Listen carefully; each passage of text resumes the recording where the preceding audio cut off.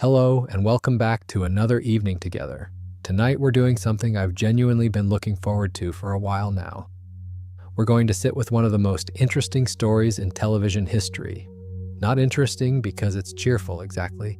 More interesting in the way that something can be fascinating precisely because it went so spectacularly in so many different directions at once.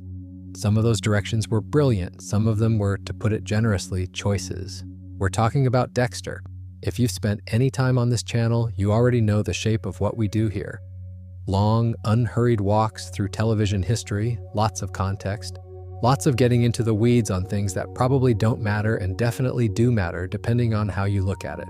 No rush, nowhere to be. And Dexter, the full story of it, from the novel it came from to the pilot that premiered in 2006 to the finale that became genuinely notorious to the revival that somehow, against fairly considerable odds, managed to make a large portion of the audience feel okay about things again. That's a proper story. It has a beginning and a middle and several endings and a current state that as of right now is still ongoing, which is its own kind of remarkable. So here's what we're doing tonight. We're going through all of it. The golden years, and there were golden years, proper ones, seasons of television that I think hold up against anything produced in that era. The slow decline, the infamous finale, 8 years of the internet's collective inability to let it go. And then the return and what came after the return and where the whole thing sits now. I've got a lot to say about this show. I've rewatched large chunks of it in preparation for tonight, and I'll be honest with you, the good stuff is still very good. Better than I remembered in some places.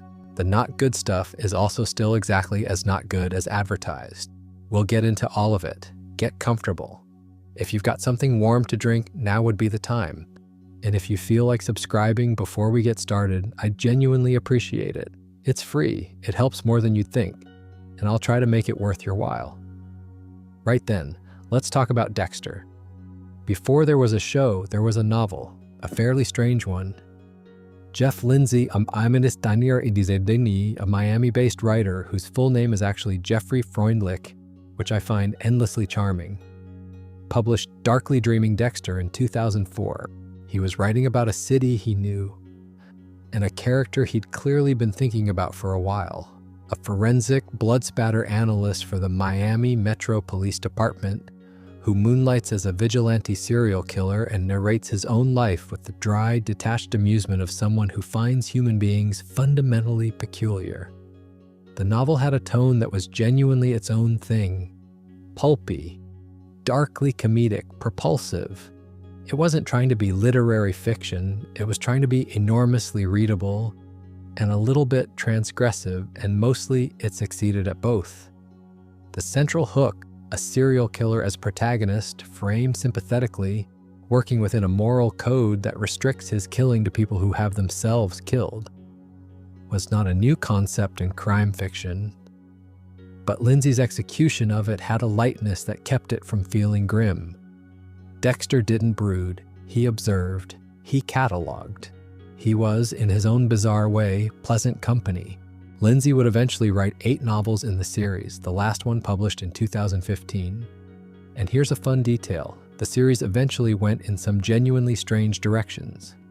There's a subplot in the later books involving actual supernatural elements connected to Dexter's dark passenger, which is what he calls the compulsive, predatory part of himself, that the television show wisely chose to leave alone entirely. The TV version kept the dark passenger as a psychological phenomenon, a compulsion, a trauma response, something that lives in the mind rather than the metaphysical. That decision alone was probably worth 6 good seasons of television. The television adaptation was developed by James Manos Jr., who had previously written for The Sopranos, which is as good a pedigree as you could ask for on a project like this.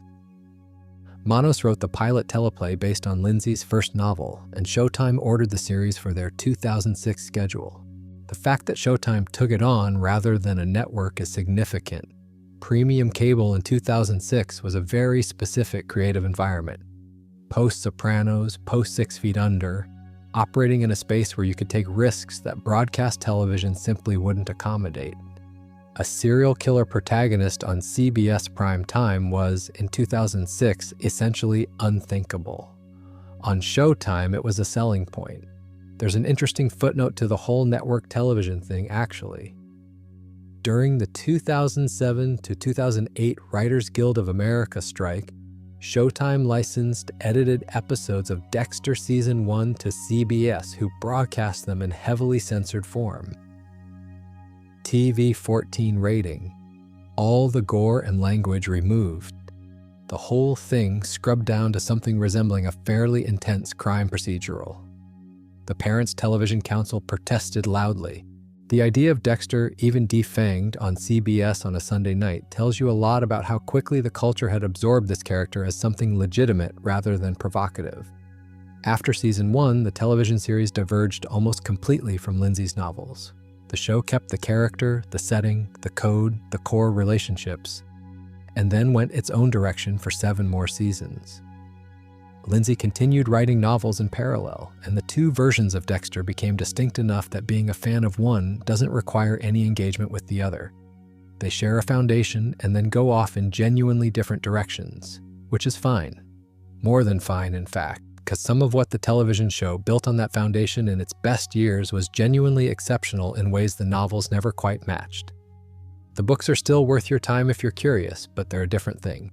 And the thing we're here to talk about tonight is the television thing, which starts, as most good things do, with a very specific morning routine. The opening credits of Dexter are, I'll just say it, one of the great television title sequences. You've got Rolf Kent's main theme, that jangly, slightly off-kilter piece that sounds like it can't quite decide if it's sinister or playful, and eventually settles on being both at once. Playing over Dexter's morning routine, shaving, cracking an egg, flossing, making coffee, slicing a blood orange with a great deal of care, lacing up a shoe. The everyday made unsettling by context, by the music, by the slow accumulation of images that are individually mundane and collectively something else entirely. It's one of those sequences where the craft of it is so right that you could watch it 50 times and it would still do its job. The show premiered on October 1st, 2006. Michael Cuesta directed the pilot. The first thing you see is a man in a polo shirt, parking a car on a quiet Miami street at night, looking perfectly ordinary, and then the voiceover begins. And from that first line of internal monologue delivered by Michael C. Hall with a dryness that's almost scientific, the show establishes something it would rely on for 8 seasons. You are going to be spending time inside the head of someone who does not experience the world the way you do, and you are going to find it strangely comfortable there. The Miami setting deserves more credit than it usually gets in discussions of the show. There's something about the way the city was shot. The saturated tropical light, the pastel buildings, the sense of perpetual heat and humidity, the water everywhere. That created a visual texture completely at odds with the show's subject matter. Death in Miami looks different than death in, say, the gray procedural cities of most crime dramas. It's too bright, too colorful. The sun refuses to cooperate with the appropriate aesthetic. And the show used that tension very deliberately. The wrongness of the backdrop made the whole thing feel slightly unreal in a way that suited the character perfectly. The premise, for anyone coming to this fresh, Dexter Morgan is a blood spatter pattern analyst for the Miami Metro Police Department. This is a real forensic specialty. It involves interpreting the shapes and distributions of bloodstains at crime scenes to reconstruct the sequence of events that produced them. It's genuinely exacting work. Dexter's very good at it. He's also, in his off hours, a serial killer. He targets murderers who have evaded justice. People the legal system couldn't convict, or chose not to pursue, or simply never identified. He finds them, researches them, confirms their guilt to his own satisfaction, and kills them, ritualistically, in what the show calls a kill room, a carefully prepared space covered in plastic sheeting where the whole thing happens with a methodical precision that the show frames as something between craft and ceremony. The moral framework governing all of this is the Code of Harry. Harry Morgan was Dexter's adoptive father, a cop, a man who recognized violent compulsions in young Dexter and made a decision, arguably a questionable one, but let's leave that for later, to channel those compulsions rather than suppress them or seek help for them. The code says, Never kill an innocent person, never get caught, and only kill those who are guilty beyond reasonable doubt of killing others. It's ethics with a very specific application. Harry appears throughout the series mostly as a vision, a projection of Dexter's conscience, something between memory and internal voice, played by James Remar with a warmth that keeps him from being merely functional. He's a ghost you're glad is haunting you. That's a difficult thing to pull off across 8 seasons, and Remar managed it. The supporting cast assembled for the first season was exceptional and remained largely intact for years. Jennifer Carpenter as Deborah Morgan, Dexter's adoptive sister, a detective working her way up through Miami Metro, loud and foul-mouthed and fiercely loyal in ways that consistently cost her. David Zayas as Angel Batista, probably the most purely decent person in the entire show across all 11 seasons of the franchise. Eric King as Sergeant James Dokes, a man who clocked something badly wrong about Dexter from approximately the first time he laid eyes on him and never stopped being right about it. C.S. Lee as Vince Masuka, the forensic tech, broadly written and somehow never as irritating as he should be. These people felt lived in from the first episode. They had history with each other before the pilot began. You didn't need to be told about that history. You could see it in how they talked to each other, in the shorthand and the friction and the particular warmth of people who have spent too long in close quarters. That groundedness was enormously valuable. It meant that when things went wrong for these characters, you already cared about them. The show hadn't had to manufacture the investment, it was just there. The pilot drew approximately 0.6 million viewers on its first night, with some reports suggesting the actual figure was over 1 million depending on how you measure it. Either way, Showtime knew fairly quickly they had something, and the next few years would confirm it in terms that no one had fully anticipated. Clyde Phillips served as showrunner for seasons 1 through 4. Those 4 seasons have a Rotten Tomatoes trajectory that reads like a testament to consistent excellence. 83%, 96%, 72%, 88%. The dip in season 3 is real and we'll come back to it, but the broader picture is unmistakable.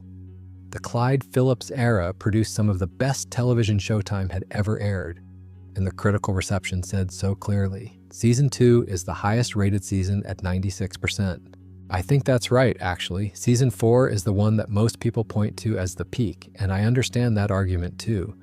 Season 4 has the Trinity Killer, it has John Lithgow, it has the most devastating finale the show ever produced.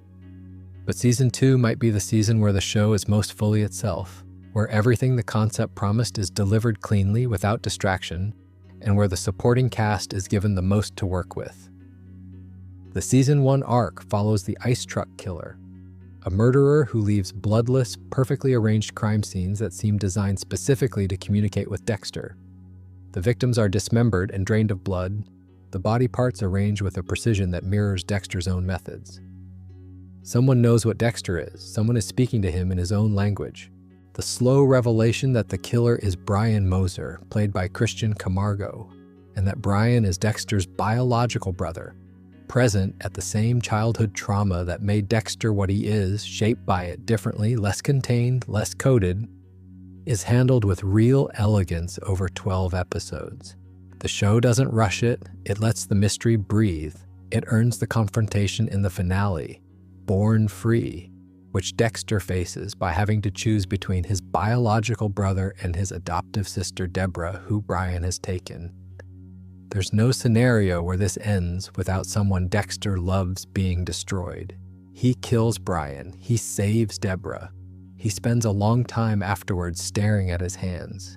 Season 2 starts with divers discovering Dexter's underwater body dump, a graveyard of his victims in garbage bags at the bottom of a Miami bay. The Bay Harbor Butcher investigation begins from inside Miami Metro. Dexter is helping investigate himself.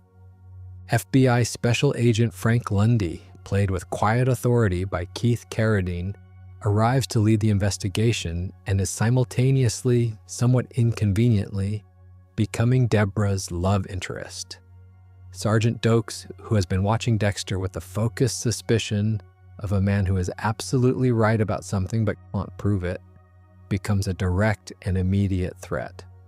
The Season 2 dynamic between Dokes and Dexter is one of the sharpest things in the show's history. Eric King played Dokes with a barely contained fury that never tipped into caricature. He wasn't just hostile, he was correct. And the show let him be correct, and let that correctness be a problem rather than simply a plot obstacle. He is the character who sees through Dexter most clearly, and who gets destroyed by that clarity. The Lila subplot, Jaime Murray as Dexter's NA sponsor turned obsessive girlfriend, is the season's weaker thread, but even it lands eventually. Lila ends the season by blowing up a cabin with Dokes inside, accidentally solving Dexter's most pressing problem while creating a new one. Then Dexter kills her in Paris. It's Baroque, yes, but it's committed Baroque, which is a different thing. The show was made under real financial pressure in these years. Showtime wasn't certain they had a hit in the first season. The budgets were modest. The creative team was, in the very specific way that creative people are when they know they're building something rather than maintaining something, hungry. And hunger is visible in the work. The angles are sharper, the storytelling is more economical. There's an energy to these early seasons that would take years to understand properly because you only really understand it once it's gone. Season 3 gets slightly shortchanged in most retrospectives of the show, and I think that's mostly because it has to live between Season 2 and Season 4, which is an uncomfortable neighborhood for any season of television. It's not weak, it's just the most ordinary of the Phillips seasons, and ordinary is a relative word here. Jimmy Smits plays Miguel Prado, an assistant district attorney who discovers Dexter's secret and tries to make it into a partnership. The premise is essentially about the fantasy of being known. What happens when someone learns the truth about you and wants to participate rather than report you? For Dexter, who has spent his entire life performing a self that isn't quite real, the idea of being genuinely seen is enormously appealing. Of course, it ends badly. Miguel's moral framework is far more elastic than Dexter's. He starts using the partnership to settle personal scores, to kill political rivals, to satisfy grievances that have nothing to do with justice. And Dexter has to kill him. The season also contains the show's best Thanksgiving episode, in a franchise that has produced several holiday-themed hours. The scene of Dexter eating dinner at the Trinity Killer's table is actually from Season 4, but the Prado arc gives Season 3 its own version of that uncomfortable domestic horror. Miguel's dinner table has its own quiet menace. Season 4 is the one. If you ask someone who loved the show to name the moment it was at its best, they will almost universally point here. John Lithgow as Arthur Mitchell, the Trinity Killer. A man who has been killing in a ritualistic 3-stage cycle for decades, who has somehow also maintained a functioning family life, a church community, an appearance of absolute normality. Lithgow is extraordinary in this role. Not because he plays Mitchell as a monster from the start, he doesn't. He plays him as a man barely holding something terrible together, and the gap between the surface and what's underneath it is where the entire season lives. The premise of the Trinity arc is that Dexter, newly married to Rita and a new father, sees in Mitchell a model of what he hopes might be possible. A man with a dark passenger who has figured out how to have a real family life alongside it. Dexter studies Mitchell not just to catch him, but to learn from him. It's the show's most honest engagement with what Dexter actually wants. Not just to kill within the code, but to be loved, to belong, to have the version of a life that's only available to people who don't carry what he carries. During the filming of Season 4, Michael C. Hall was diagnosed with Hodgkin's lymphoma. He continued production throughout his treatment. The makeup and wardrobe departments masked the physical effects as best they could, and Hall, by all accounts, didn't let it significantly disrupt the work. He would say later that the experience gave certain scenes a resonance he hadn't planned. Playing a character confronting questions about mortality and what his life means, while privately doing the same thing, apparently bleeds into the performance in ways that are difficult to articulate but visible if you're looking. The Season 4 Thanksgiving episode, Hungry Man, is the show's masterwork of sustained tension. Dexter sitting at Trinity's dinner table, operating under a false name, watching Arthur's family navigate the invisible terror of living with him. The children's carefully managed behavior, the wife's practiced cheerfulness, the whole brittle architecture of a household organized around keeping one person's darkness from spilling over. It is deeply uncomfortable in a way that feels true. The finale, The Getaway, IMDb rating of 9.8, the highest of the entire original run. Director Steve Schill won the Emmy for Outstanding Directing for a drama series for this episode. John Lithgow won Outstanding Guest Actor. And the ending is, I think, genuinely one of the most devastating sequences in prestige television of that era. Dexter kills Trinity. He thinks that's that. He heads home to his family, and he finds Rita dead in the bathtub, murdered by Mitchell before Dexter got to him. Their infant son, Harrison, is sitting in a pool of Rita's blood, looking up at his father, eerily echoing Dexter's own childhood trauma. The same image, the same child in blood. 20-some years later, it's a thesis statement. The show had been asking, across 4 seasons, whether Dexter's 2 lives could coexist. The Getaway answers the question clearly. No, not permanently, not safely. Everything he builds, the thing inside him eventually destroys. Harrison will spend his entire childhood growing up toward a season of television set in upstate New York 10 years later, and the seeds of all of that are in that bathtub. Clyde Phillips left after season 4. Why precisely has never been fully documented. His departure was framed diplomatically and coincides with the series' creative peak in a way that, in retrospect, means everything.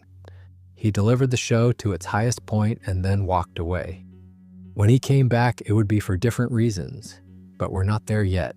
Chip Johannesson stepped into the showrunner role for season 5, and he inherited what might be the most difficult brief in television. Follow the best season finale the show had ever produced, deal with the death of the female lead, and do it without Clyde Phillips. That's a lot to ask. He did something smart, he didn't pivot, he let the grief sit. Season 5 opens with Dexter in the immediate aftermath of finding Rita.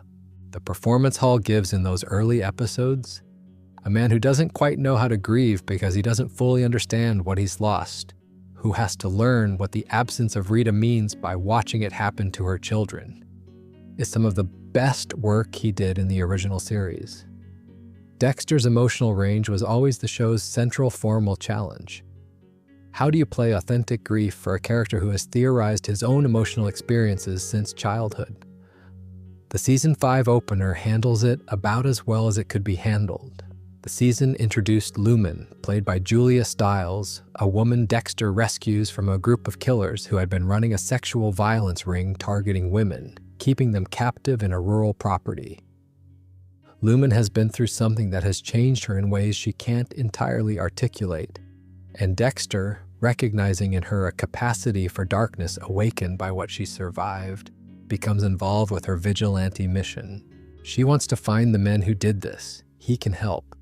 The Dexter/Lumen dynamic is one of the series' more underrated relationships. It's quieter than most of what the show offered. There's no deceit between them, which is a novelty for Dexter. She knows what he is, he knows what she's become.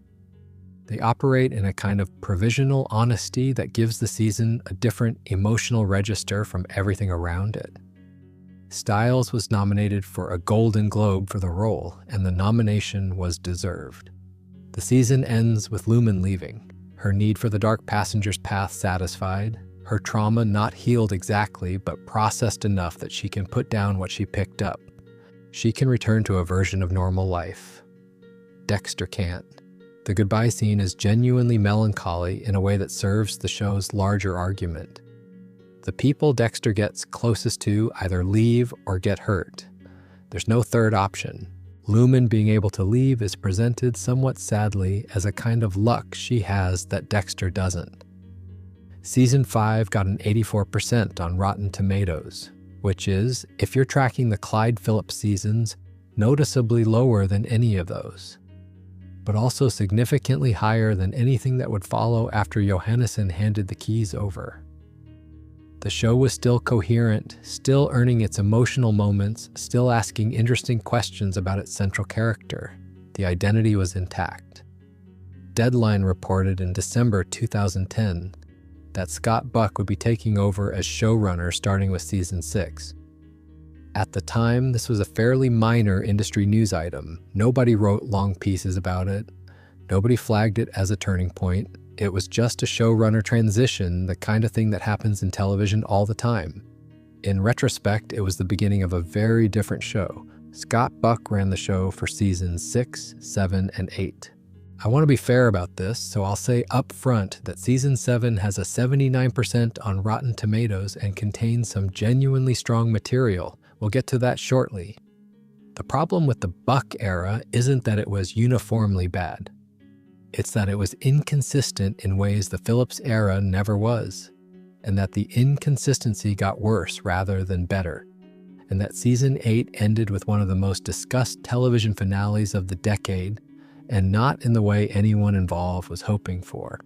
Season 6 had a 38% on Rotten Tomatoes. I think that's about right. The season's antagonist arc was built around Travis Marshall, played by Colin Hanks, a religious fanatic staging elaborate tableau murders based on the Book of Revelation. His apparent mentor and partner is Professor James Geller, played by Edward James Olmos, a theology scholar whose ideas Travis has radicalized into a literal murder program. The premise had potential. Using religious extremism as a lens for examining Dexter's own moral framework, the code as a kind of secular scripture, Harry as a kind of God who created Dexter's ethical universe, was a reasonable instinct. The execution didn't follow through on it. The season's major structural twist is that Professor Geller is revealed to be dead, has been dead the whole time, a figment of Travis's imagination that he constructed to externalize his own violent compulsions.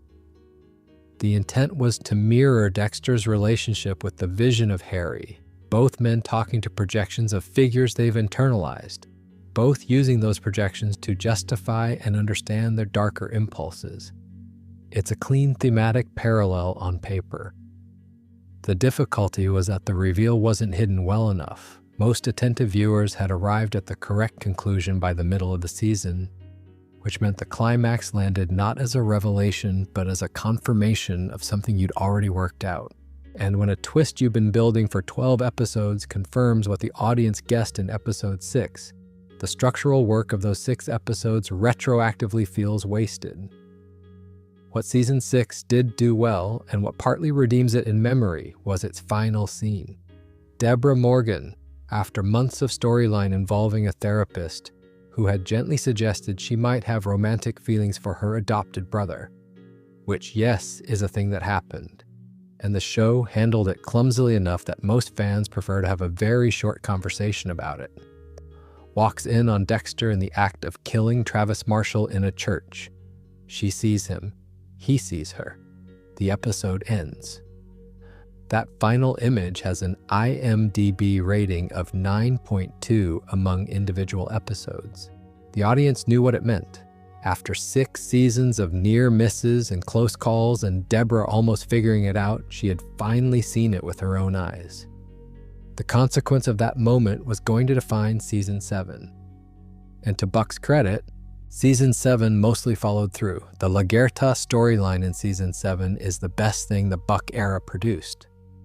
Maria Lagerta, played by Lauren Velez across the entire original run with a consistent, grounded intelligence, begins independently re-examining the Bay Harbor butcher case from season 2 and starts reaching conclusions that point toward Dexter.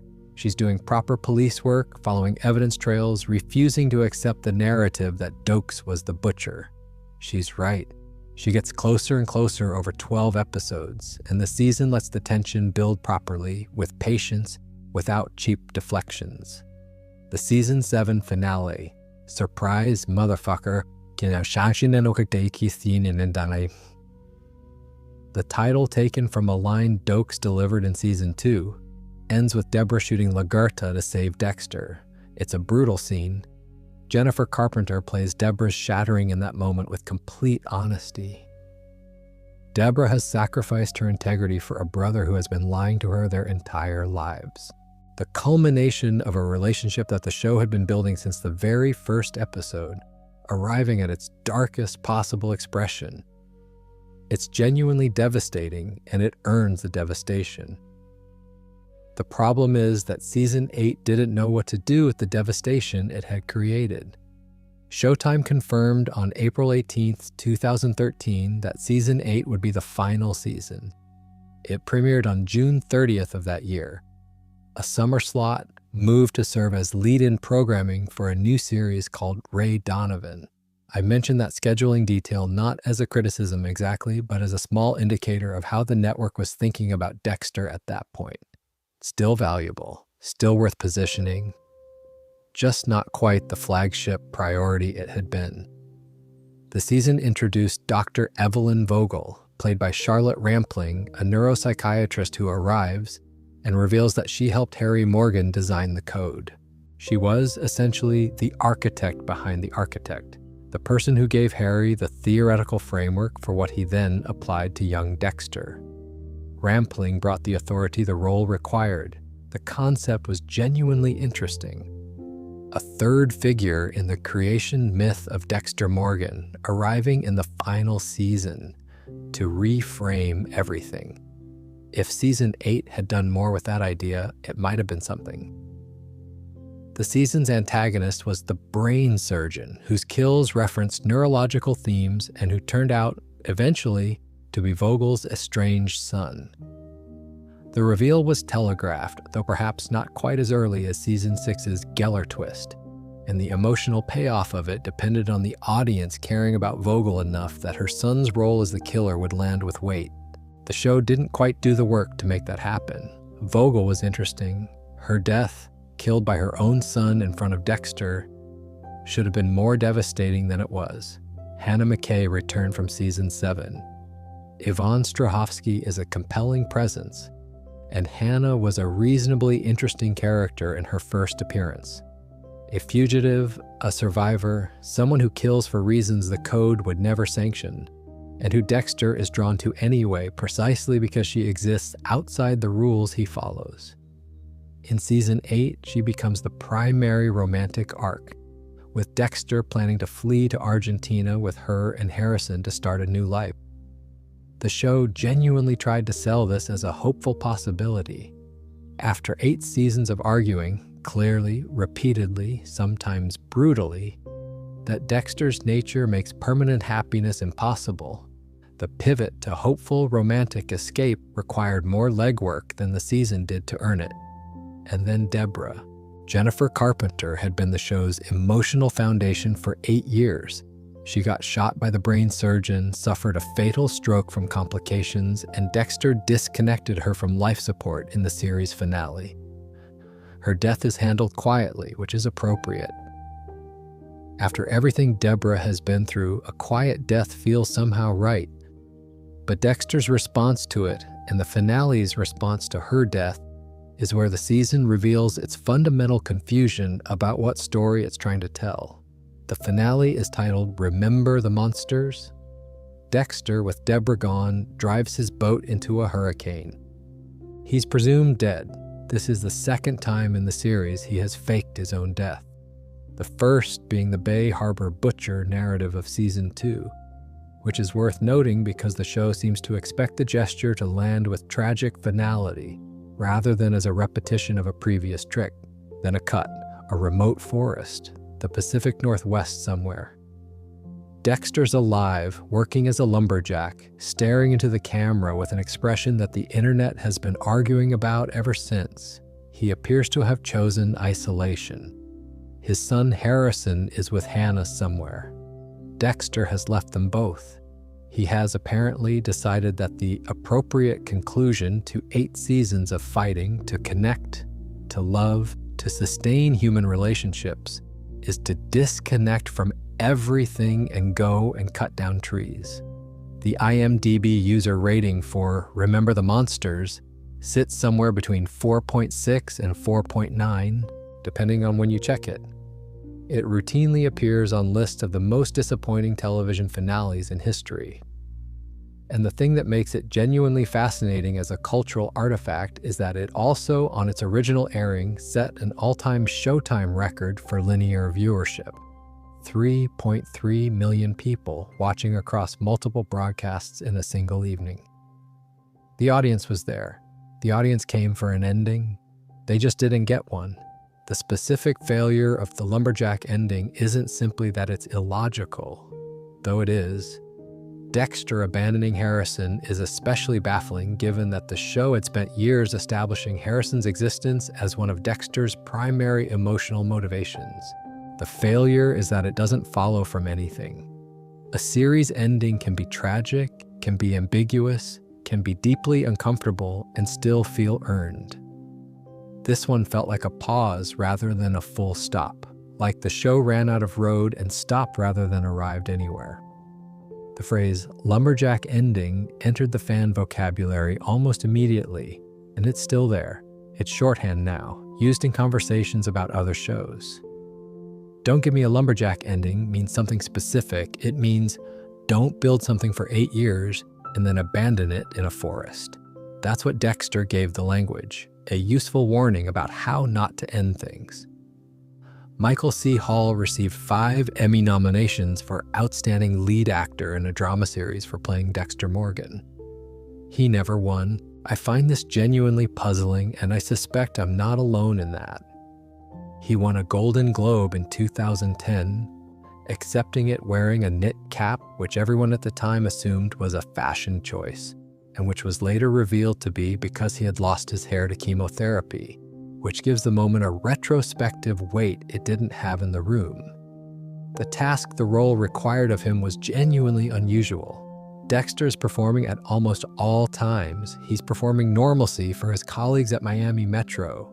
He's performing love and connection for Rita, for Harrison, for Deborah. Not in the sense that the emotions aren't real, but in the sense that he has learned to express them by studying how people express emotions rather than by accessing them directly. He has inferred warmth, he has calculated the right gestures, and Hall's achievement is that he plays all of this performing while meaning it, and makes both layers simultaneously legible. You can see the calculation and the genuine feeling operating together. They're not in conflict, they're the same thing in Dexter's case, which is the show's central psychological argument. The voiceover is the formal device that makes this possible. In most drama, internal monologue is an interpretive aid. It tells you what a character thinks when the performance is ambiguous. In Dexter, it's the primary mode of characterization. You spend more time inside Dexter's head than in his face, and Hall's vocal delivery in the narration. That dry, slightly curious, faintly amused tone, like a naturalist dictating field notes about a species he's been studying for decades, is as precisely calibrated as anything he does physically on screen.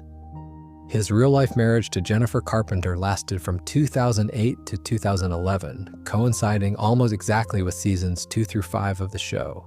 Their divorce was apparently amicable enough that working together for 3 more seasons wasn't a problem, and in any case, the Dexter/Deborah relationship on screen never seemed to suffer for it. What the marriage did do, I suspect, was give the Dexter/Deborah dynamic in those seasons a warmth and a real feeling ease that 2 people who had worked out how to be around each other could provide.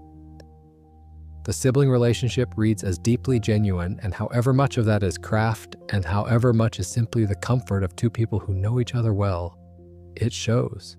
Hall spoke in interviews about the experience of playing Dexter during his cancer diagnosis and treatment as having an unexpected clarifying effect.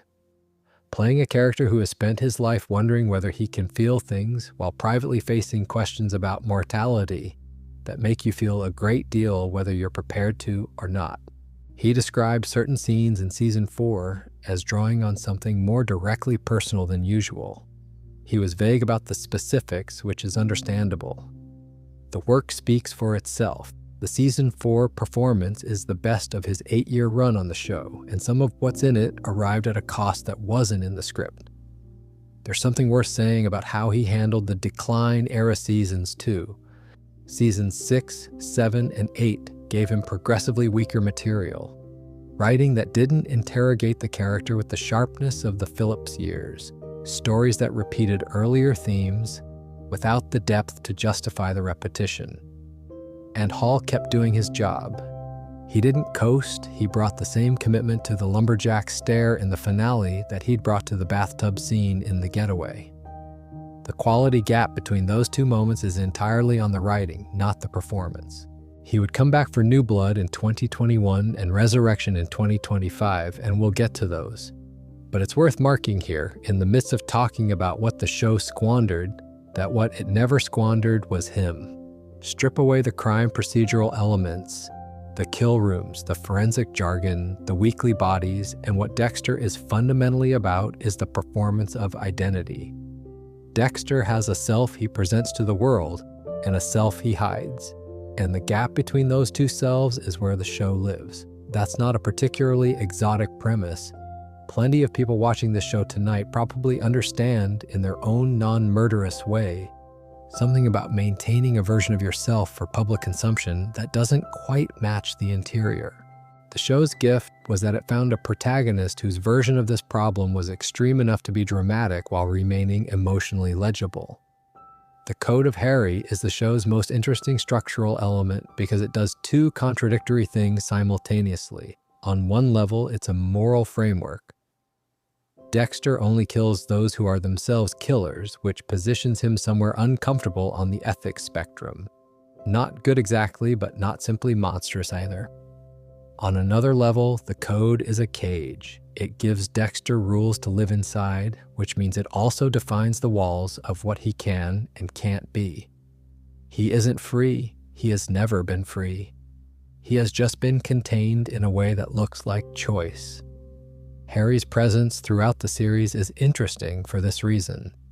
He appears mostly as a vision, something between memory and conscience, and the show gradually complicates its relationship with him.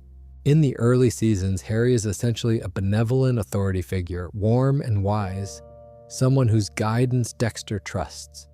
As the series progresses and the audience gets more information about what Harry actually chose and why, the vision of Harry starts carrying different weight. He made a decision about young Dexter that was arguably an enormous act of love and arguably an enormous act of negligence. And the show, when it was at its best, held both of those things in view at once.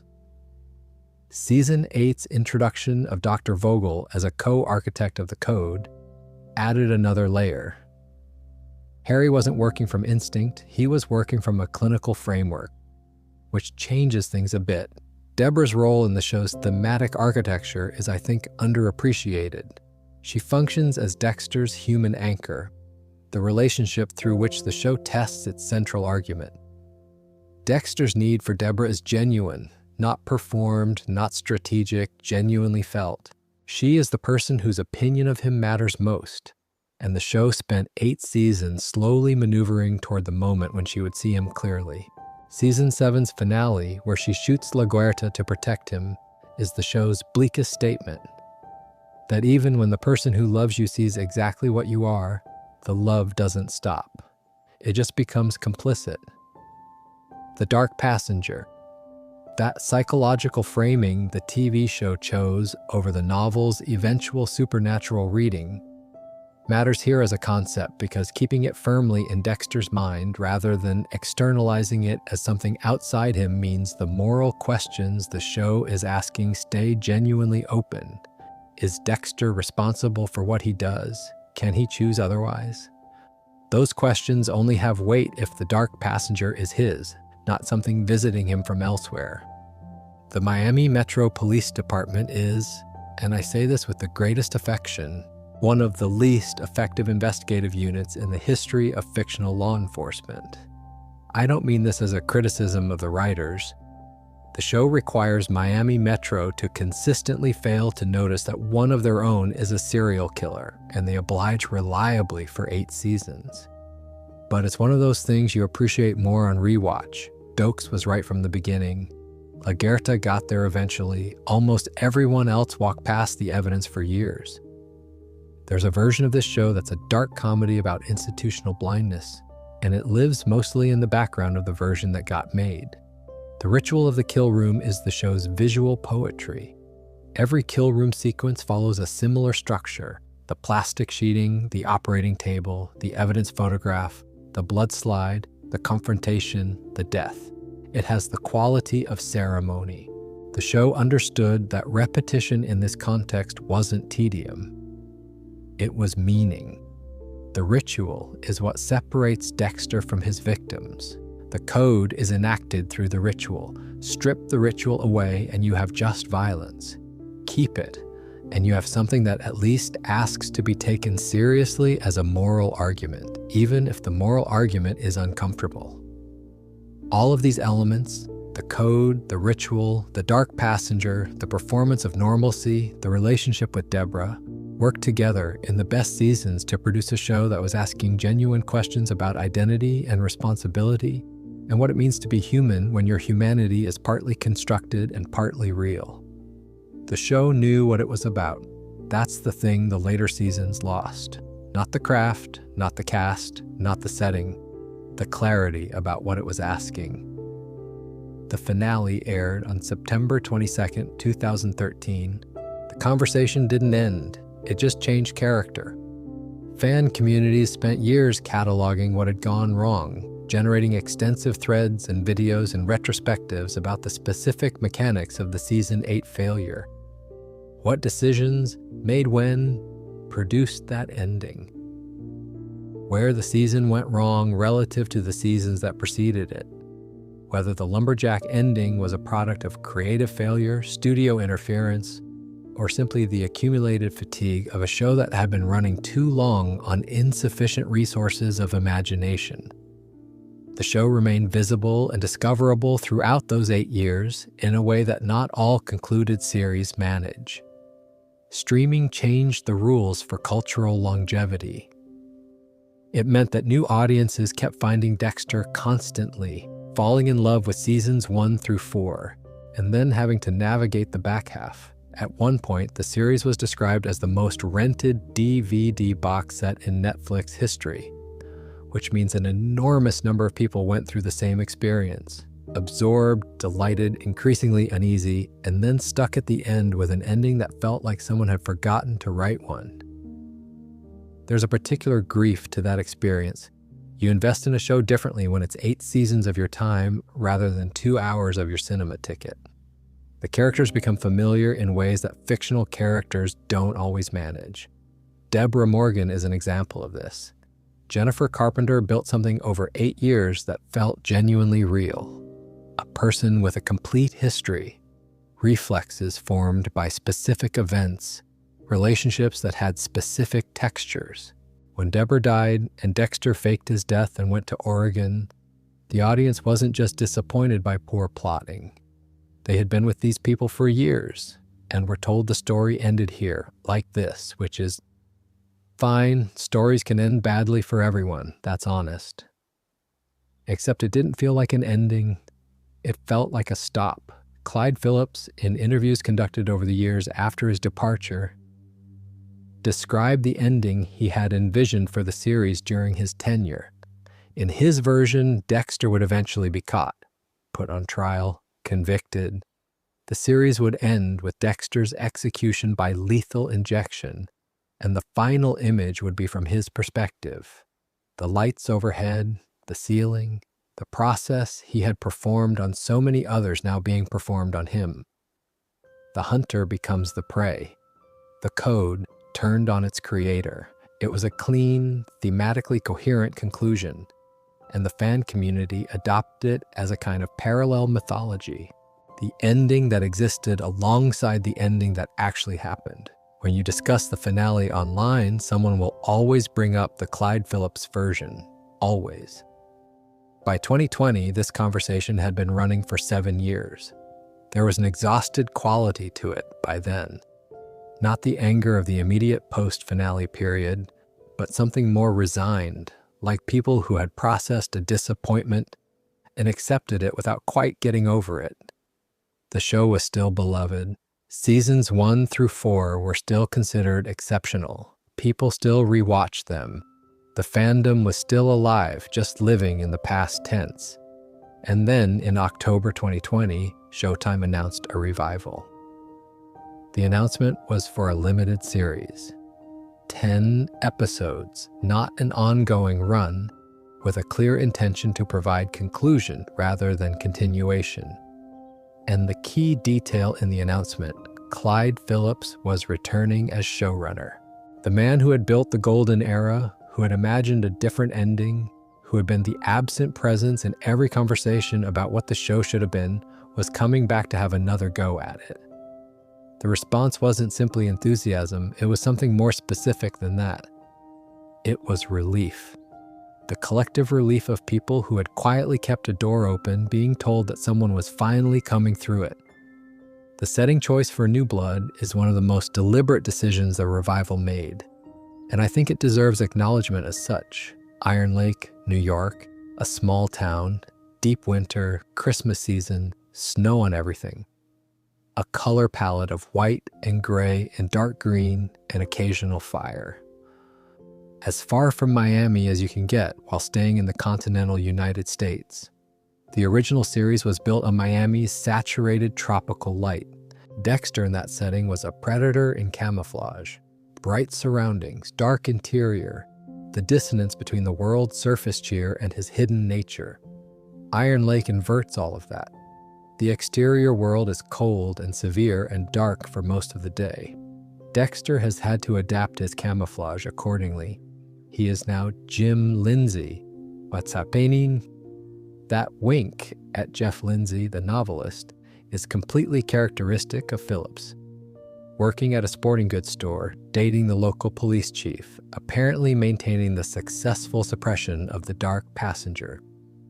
When New Blood premiered on November 7th, 2021, it drew the largest audience any Showtime series had drawn in years. By the end of its run, it was averaging 8 million viewers per week across all platforms, the most watched series in Showtime's history. The people who had spent 8 years not quite letting go of this show came back, and they brought others with them. The premise established quickly, Harrison Morgan has tracked down his father. He is now a teenager. Played by Jack Alcott, who found a way to be quietly riveting from his first scene. And he carries the weight of a childhood that started with his mother's murder and continued through his father's absence. He came to Iron Lake not just to find Dexter, but to find out if what he suspects about himself is real. Whether the darkness he sometimes feels has an origin, whether it came from his father. That question, is the dark passenger heritable? Does it pass from parent to child? Is Harrison going to become what Dexter is the engine of the entire limited series. It's a genuinely interesting question, and it's the right question for a sequel to be asking. Rather than simply continuing the original show's premise, New Blood complicates it generationally. Dexter's attempt to parent Harrison is an attempt to parent the possibility of his own darkness in someone he loves. The stakes of that are different from anything the original series had. Clancy Brown as Kurt Caldwell, the season's antagonist, was perfectly cast. Brown has one of those faces that can shift from warm to menacing with no apparent effort, and Kurt uses that quality to his advantage in the show. He's local royalty in Iron Lake, successful, charming, connected, the kind of man who helps people and expects the help to be remembered. And he has a basement. The specifics of what Kurt does and why have an almost procedural horror quality that suited the winter setting perfectly. Where the original series antagonists often had grand thematic significance, Kurt Caldwell was just a predator who had been very carefully hiding. The handling of Deborah in New Blood was the creative decision I had the least expectation of working and the most surprised to find succeeding. Jennifer Carpenter returned not as Deborah alive. She died in season 8, and New Blood honored that, but as a vision in Dexter's mind, taking the role that Harry's ghost had occupied in the original series. Except Deborah isn't guiding him, she's haunting him, she's angry, she holds him accountable. She appears when he's about to make choices that will hurt people, and she doesn't offer the rationalizing comfort that Harry sometimes did. She's the part of Dexter's conscience that knows, specifically and personally, the cost of what he does. It was a smart choice, and Carpenter executed it beautifully. The edge in her performances in New Blood, the refusal to be sentimental about Dexter, the specific quality of a love that has been through too much to be uncomplicated, gave those scenes a sharpness the show needed. The production had its logistical complications. New Blood was filmed during strict COVID-19 protocols. Winter locations in upstate New York, which is already not the most forgiving production environment, with the additional challenge of pandemic-era safety requirements on set. That it looked as good as it did under those conditions is its own small accomplishment. Something that's worth mentioning about the visual presentation. New Blood shot in an ultra-wide 21:9 aspect ratio, resulting in letterboxing on standard displays. The intention was to create a more cinematic feel, and it worked. The wide frame suited the winter landscape, gave the outdoor sequences a spaciousness that felt intentional rather than incidental. Some legacy fans found it distracting. I thought it was the right call. The show was trying to signal that this was something new, not just more of the same. The frame change said that before a single line of dialogue. The New Blood finale, Sins of the Father, aired January 9th, 2022. Harrison, having pieced together the truth about his father and having watched Dexter make choices that Harrison can no longer rationalize or ignore, shoots Dexter. With Dexter's consent, the cycle of violence ends with the son choosing not to become what his father was, choosing instead to stop it at its source. The audience response was divided in ways that were more interesting than the season 8 finale had generated, because this time the division wasn't about logic or craft. People weren't angry because the ending made no sense. They were divided about whether the choice itself was right, whether ending Dexter was the honest conclusion his arc demanded, or whether it was a foreclosure of something the franchise had more to say about. The argument for the ending is fairly clean. The entire original series had been building to the question of whether Dexter could exist in the world without destroying it. Every season had tested that proposition. Every season had produced the same answer at different scales of cost. New Blood gave the definitive response. Harrison, the person most positioned to become what Dexter was, chose not to, and chose to end the source rather than continue the pattern. It's the closest thing to justice the franchise ever offered Dexter Morgan, not punishment from outside, closure from within. The argument against it is more sentimental, but not therefore wrong. 10 years of fan investment in a character who never got the redemption arc the show kept suggesting was possible. Harrison pulling the trigger felt to some viewers like a door being closed on a possibility that had been dangled for a very long time. And there is something to that. The show had spent years building toward the question of whether Dexter could change, could be different for Harrison's sake, could find a version of his life that wasn't organized entirely around destruction. New Blood's answer was no, but at least Harrison won't have to. I find myself more sympathetic to the ending than not, mostly because it has the quality the season 8 finale so conspicuously lacked: commitment. It follows from the material. It makes a definitive choice. Whatever you think of the choice, it was made deliberately. The lumberjack ending was an avoidance of choice dressed up as one. This was different. There's a complicating factor though. Dexter, Resurrection, premiering in 2025, revealed that Dexter survived the gunshot. He was resuscitated in an emergency room. He's alive. He comes back. I've seen this discussed as a retroactive invalidation of New Blood's ending, and I understand the argument.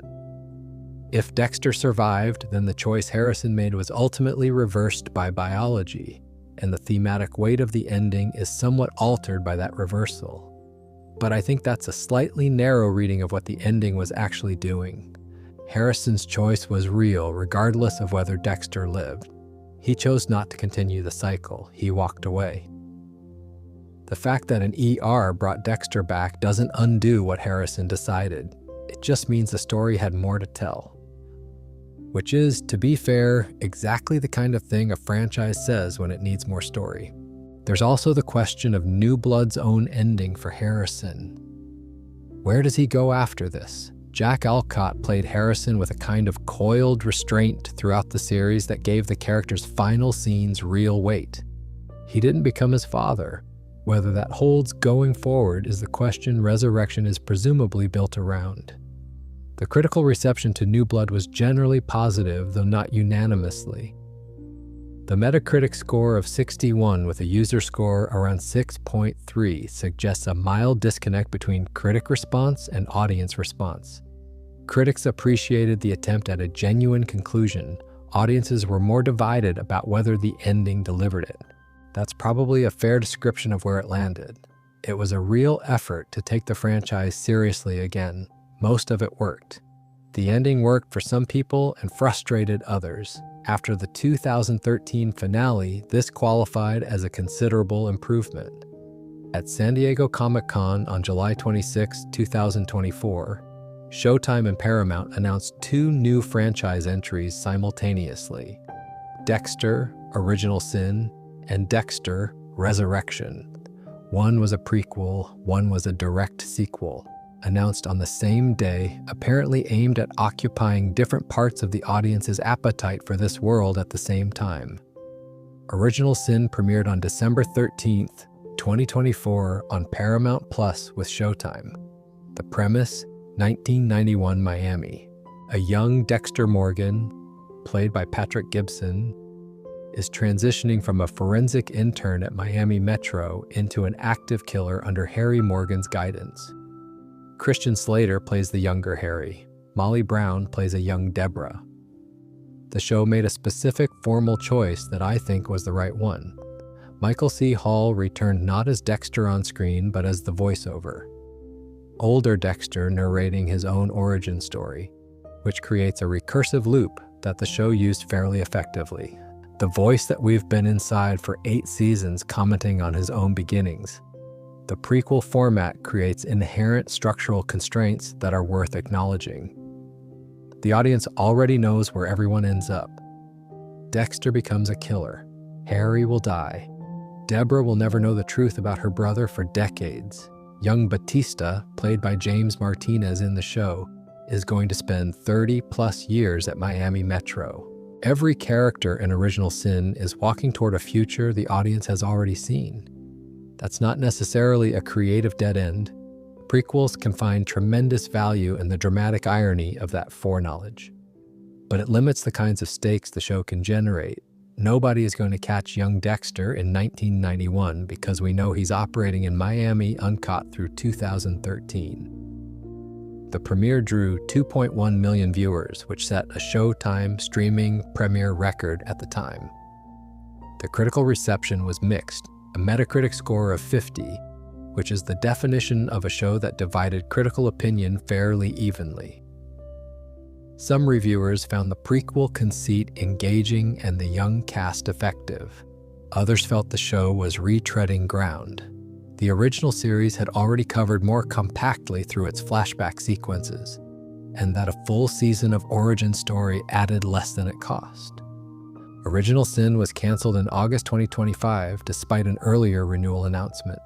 The earlier announcement had generated a certain amount of excitement, and the cancellation, quiet, without significant fanfare, was a deflating note for what had been positioned as a significant franchise expansion. Whether the cancellation reflected viewership numbers, Paramount Plus strategic decisions, or creative concerns about the direction of the series has not been publicly detailed. Dexter, Resurrection is a different matter. Premiering July 11th, 2025. With the first 2 episodes dropping together, followed by weekly releases. It brought Michael C. Hall back in the lead for the first time since New Blood. Dexter survived the gunshot from that series' finale, was resuscitated, and follows Harrison to New York City. The cast expanded significantly and notably. David Zayas returned as Angel Batista, now aged into the role with a dignity that suits him, and new additions included Uma Thurman and Peter Dinklage in the main ensemble. Peter Dinklage in a Dexter series is one of those sentences that takes a moment. He is one of the most watchable actors working, and dropping him into this franchise is either a sign of considerable confidence in the material or considerable investment in star power as its own kind of storytelling, or both. In any case, the premiere of Resurrection drew 3.1 million cross-platform viewers in its opening weekend, setting the record for Showtime's most streamed premiere on Paramount+. Season 2 was ordered in October 2025. A Trinity Killer prequel series, focusing on Arthur Mitchell's earlier years, has also been announced. The composer situation changed for Resurrection. Daniel Licht, who had composed the main score across the original series and New Blood, passed away in 2017. Pat Irwin took over scoring duties for Resurrection, which meant finding a way to honor the show's musical identity while working in someone else's idiom. The original Rolf Kent main title theme remains, which matters. That piece of music is so deeply embedded in the Dexter experience that losing it would have felt like a genuine severance from the franchise's past. The franchise is currently in an unusual position, more active than it has been at any point in its history, producing and developing more simultaneous content than the original series ever attempted in a single year. Whether that represents a genuine creative renaissance or the mechanics of a brand being maintained because the machinery exists for it, that's a question the coming years will answer more clearly than I can tonight. What I can say is that Resurrection's numbers suggest the audience is still there, still willing to show up, still interested in what happens to these characters, which, after everything the franchise has been through, is its own kind of remarkable. There's a category of television element that survives everything, the decline, the bad seasons, the controversial endings, because it's so embedded in the experience of the show that you can't separate it from what the show is. Dexter had several of those. Daniel Licht's score is one of them. The composer worked on the original series for its entire run and provided a musical texture that was completely its own thing. Latin-influenced, slightly eerie, with a lightness that kept it from being oppressively atmospheric.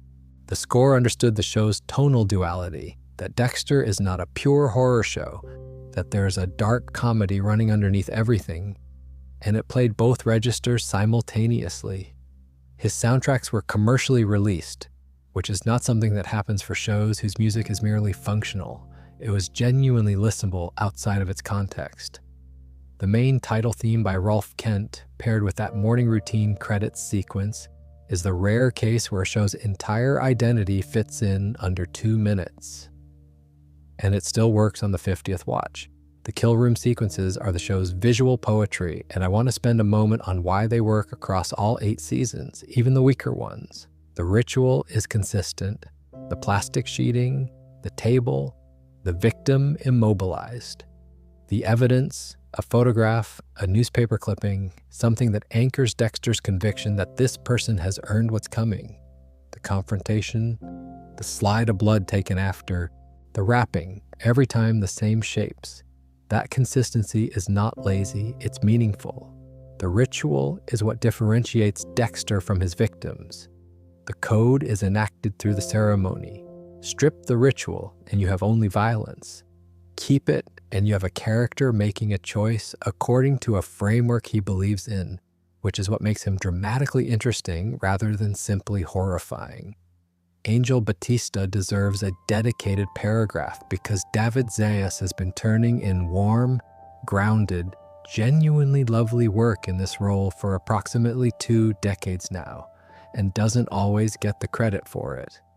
Batista is the moral center of Miami Metro in a show that usually focuses its moral complexity elsewhere. He's a good cop, a decent man, someone who treats the people around him with consistent humanity. He survives everything, every season of the original series, New Blood as a brief appearance, and now Resurrection as a returning main cast member. The fact that Batista keeps coming back is partly franchise logic. He's a known character with built-in audience affection. But it's also, I think, a genuine acknowledgement that some things about this world are worth preserving intact. Zayas hasn't coasted on the role. The Batista of Resurrection is a different age and a different weight than the Batista of Season 1, and you can feel those years in him. James Remar as Harry deserves the same acknowledgement. Playing a character who exists primarily as a projection in someone else's mind across 8 seasons of television and now again in Resurrection requires a specific kind of commitment. Harry can't change in the normal ways characters change. He can't grow or learn because he's Dexter's construct rather than an independent consciousness. What Remar found within those constraints was a version of warmth and complication that kept the role from being merely functional. The love between Harry and Dexter, real, complicated, morally loaded, is present in Remar's performance in every episode he's in. C.S. Lee's Masuka is the show's comic relief and has been since season 1. He's broad, he's inappropriate in ways the show uses for easy laughs, and he should by rights be irritating. I'm not entirely sure why he isn't, but he isn't. Part of it is timing. Part of it is that Lee found a genuine human being underneath the character's most reductive qualities. Part of it might simply be that the show never asked Masuka to carry anything serious, and what's not asked to carry weight rarely collapses under it. The show's Miami has its own personality as a setting, even across seasons of wildly varying quality. The city itself, the light, the water, the particular visual texture of it, remained consistent when other things were inconsistent. There's a comfort in that. Wherever the writing is in any given season, the sky above Miami Metro is still that specific saturated blue, and Dexter's apartment still has that clean, slightly sterile feel of a space inhabited by someone who has designed his own normalcy from first principles. I've always found the apartment oddly soothing. I don't entirely know what that says about me. Unlike some high-profile television declines that have well-documented external causes, budget cuts, network interference, documented behind-the-scenes turbulence, Dexter's decline was quieter. There were no lawsuits, no fired showrunners making headlines with specific allegations, no publicly documented budget crises that mapped obviously onto what appeared on screen. The show just got worse, gradually and then decisively, without a single clear cause the audience could point to. That actually makes it harder to understand in some ways. Clear external causes give you something to argue about. You can say, they cut the budget, they fired the creator, they made this one specific decision that broke the show. The Dexter decline doesn't have a single breaking point. It has a trajectory. Clyde Phillips left after season 4. The seasons that followed were progressively less certain about what the show was asking. And the critical scores tell that story very cleanly. 83, 96, 72, 88 under Phillips, 84 in the Johannesson transitional season. Then 38, 79, 35 under Buck. The Scott Buck era's central problem was structural. The show kept the surface elements. The code, the voiceover, the kill rooms, the Miami backdrop, but gradually lost its grip on what made those elements meaningful. The code in the best seasons was a lens for examining genuine questions about identity and responsibility. In the Buck era, it became more of a plot constraint, something that limited what Dexter could do rather than something that defined who he was. The difference is enormous, and the audience felt it even when they couldn't articulate why. Season 6's religious extremism arc is a good example of this.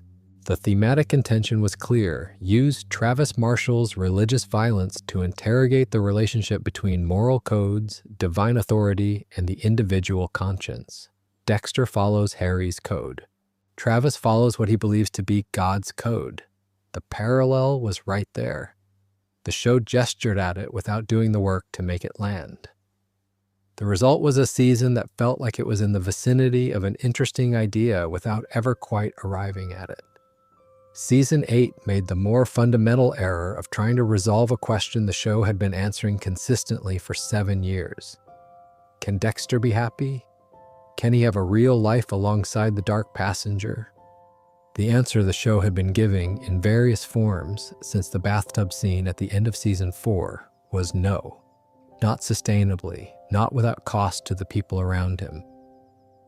Season 8 tried to pivot to a hopeful Argentina and a romantic future. And the lumberjack ending was what happened when that pivot collided with the character's established nature and neither one gave way cleanly. There's a specific cost to losing a show at this level, not the ratings decline. Showtime was a premium cable network, not dependent on mass viewership in the same way as broadcast. But the loss of the conversation. The Walking Dead, in a similar period, went from being the show everyone was talking about to being the show people used to talk about. Dexter went through a smaller version of the same transition, from Showtime's prestige flagship to a show that people had strong feelings about, mostly in retrospect. The cultural real estate it had occupied didn't disappear, but it stopped being actively inhabited. What makes that loss genuinely interesting rather than simply sad is what came after it. New Blood averaging 8 million weekly viewers, the most watched series in Showtime's history, is a number that tells you something important. Those were not new Dexter fans discovering the show fresh, not primarily.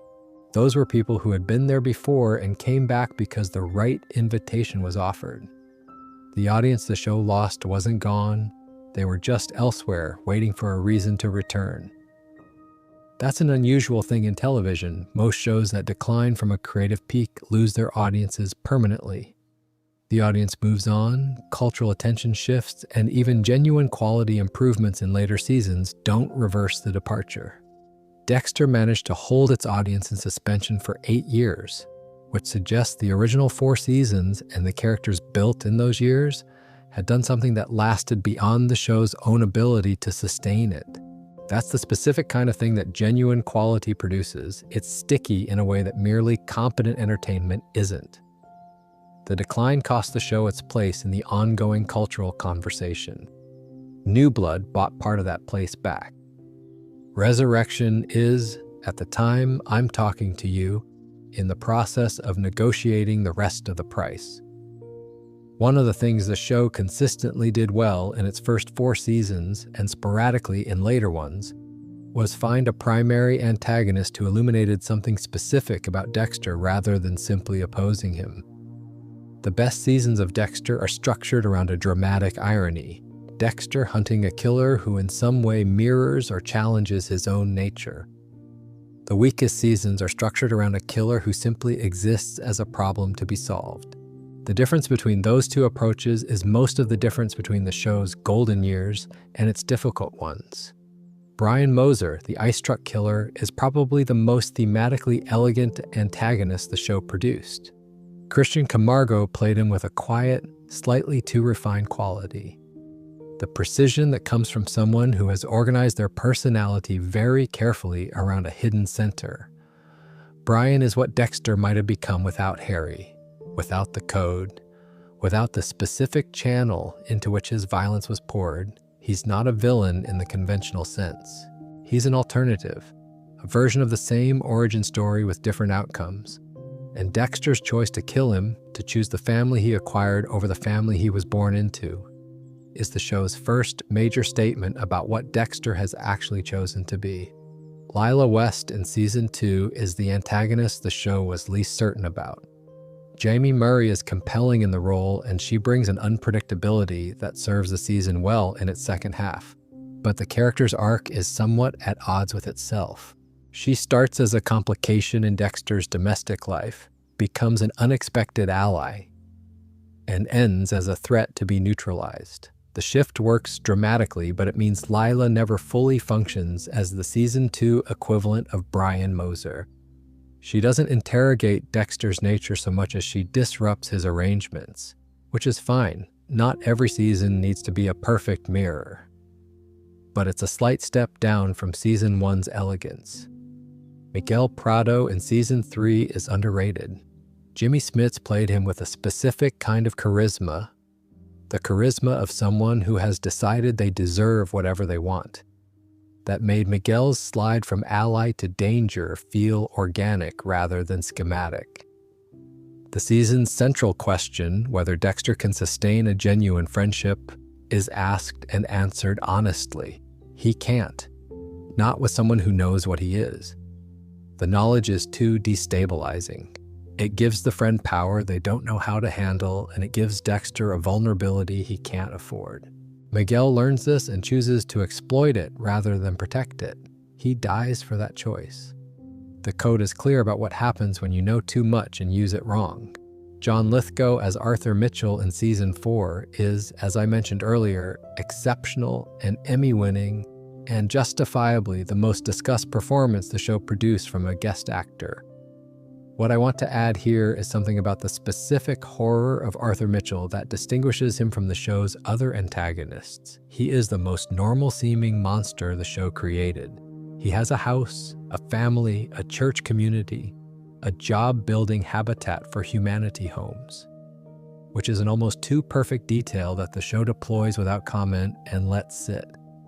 The gap between what Arthur presents and what Arthur is isn't hidden through elaborate disguise.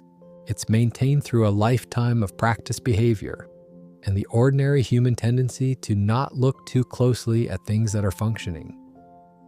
People don't examine the foundations of buildings that appear to be standing. Arthur Mitchell has been standing for decades. Dexter comes along and looks at the foundations. The Doomsday Killer arc in Season 6 is where the antagonist model starts showing its limitations. Travis Marshall is a tragic figure in the original conception, a man whose religious fervor has been radicalized into violence by a mentor figure who is, in a reveal that was better on paper than in execution, himself a figment of Travis's dissociation. The idea of two men talking to internal projections of authority figures they've constructed is the right parallel to draw with Dexter and Harry. The execution leaned too heavily on the religious imagery.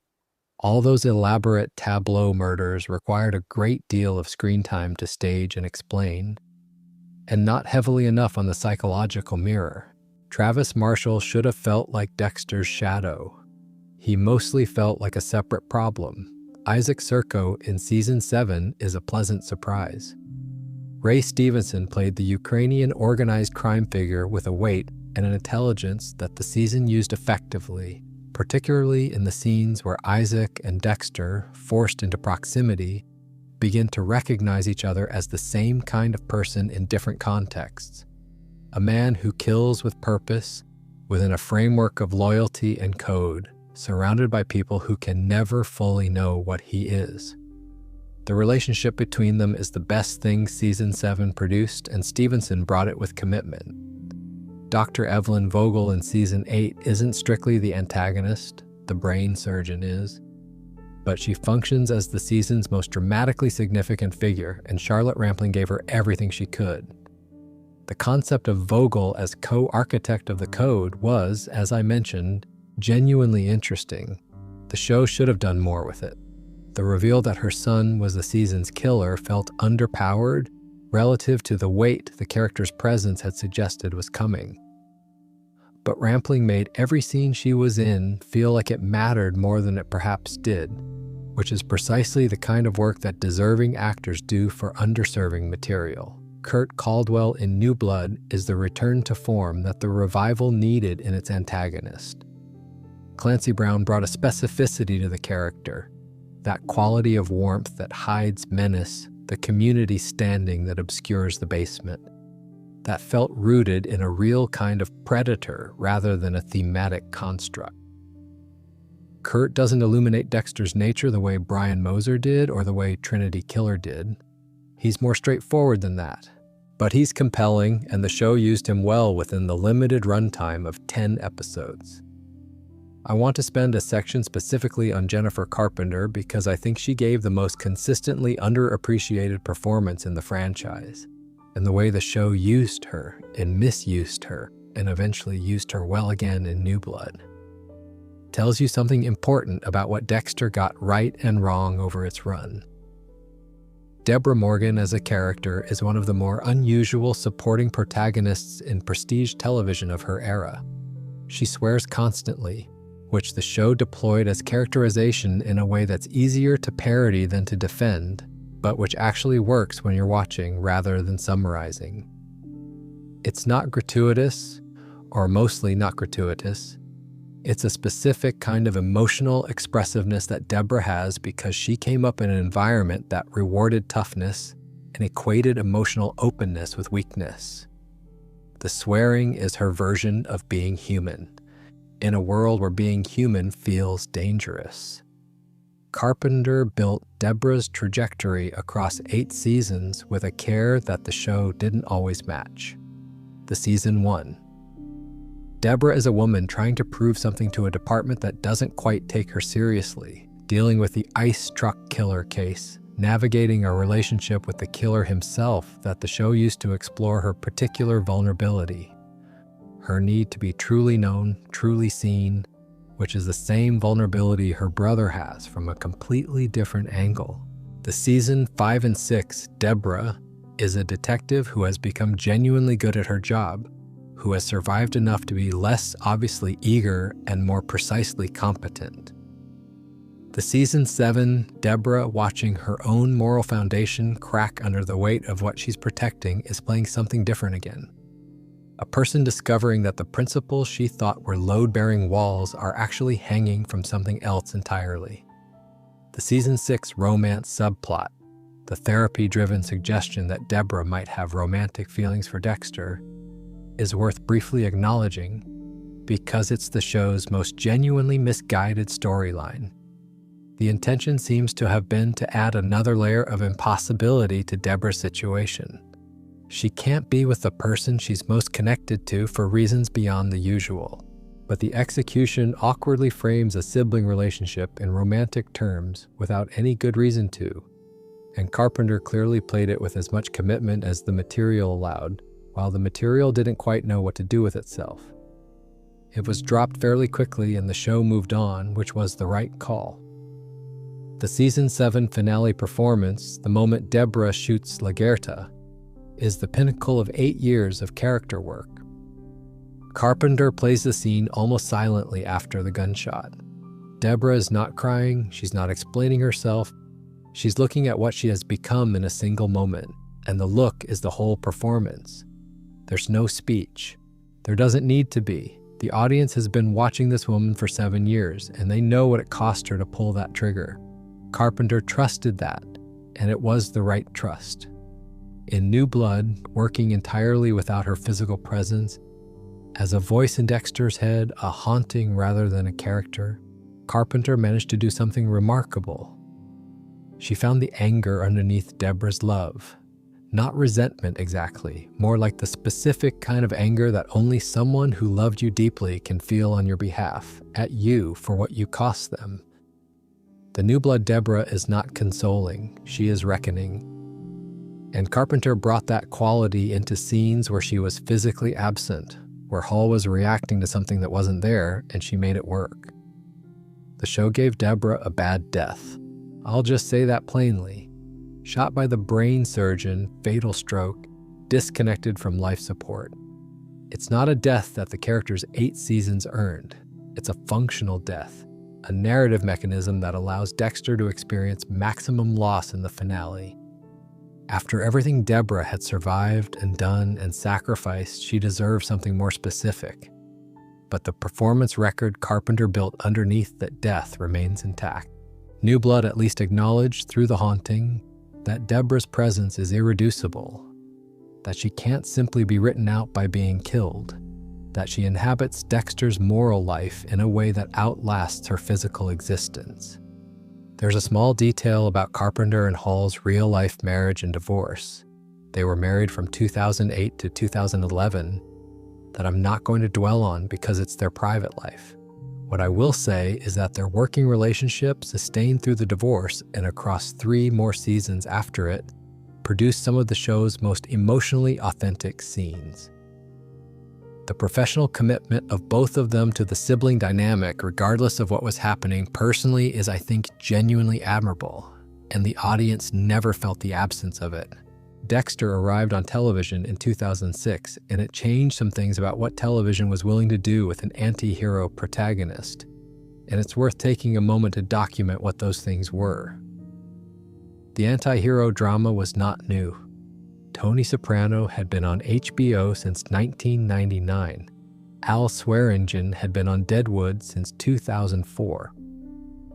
What Dexter did differently was position its anti-hero not as a morally compromised figure operating within a recognizable world, but as something more precisely transgressive, a serial killer presented as a protagonist from whose perspective the audience was invited to operate.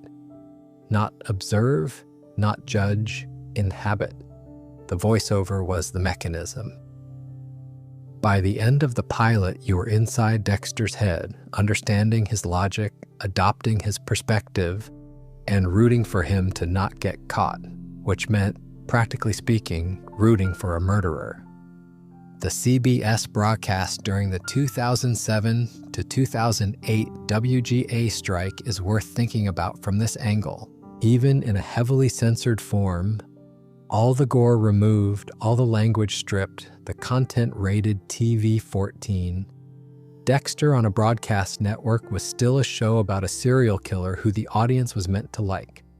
The Parents Television Council's protest of those broadcasts acknowledged this implicitly. Their concern wasn't just about the violence, it was about the moral positioning. They were right that something unusual was being attempted. They were wrong, I think, that it was harmful. What Dexter normalized, if that's the right word, was the idea that understanding is different from endorsement. The show asked you to understand Dexter's perspective, to see the world as he saw it, without ever quite asking you to approve of his methods. The code was the show's way of managing that distinction.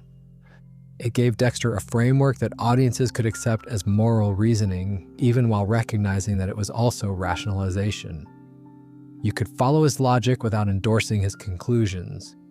You could find him sympathetic without finding him good. That approach has become considerably more common in television since 2006. The morally ambiguous anti-hero protagonist is now almost conventional. There are entire streaming libraries of shows built on the same foundation. Dexter was not the only influence on that shift, and it would be overstating things to credit the show alone with changing the landscape. But it was there, doing it at showtime in a very visible way, at a moment when the appetite for that kind of storytelling was forming. It made a contribution. The show's visual legacy is harder to measure but present. The kill room aesthetic, the plastic, the operating table, the methodical preparation, has been referenced and homaged and parodied extensively enough to have entered the general visual vocabulary around crime drama.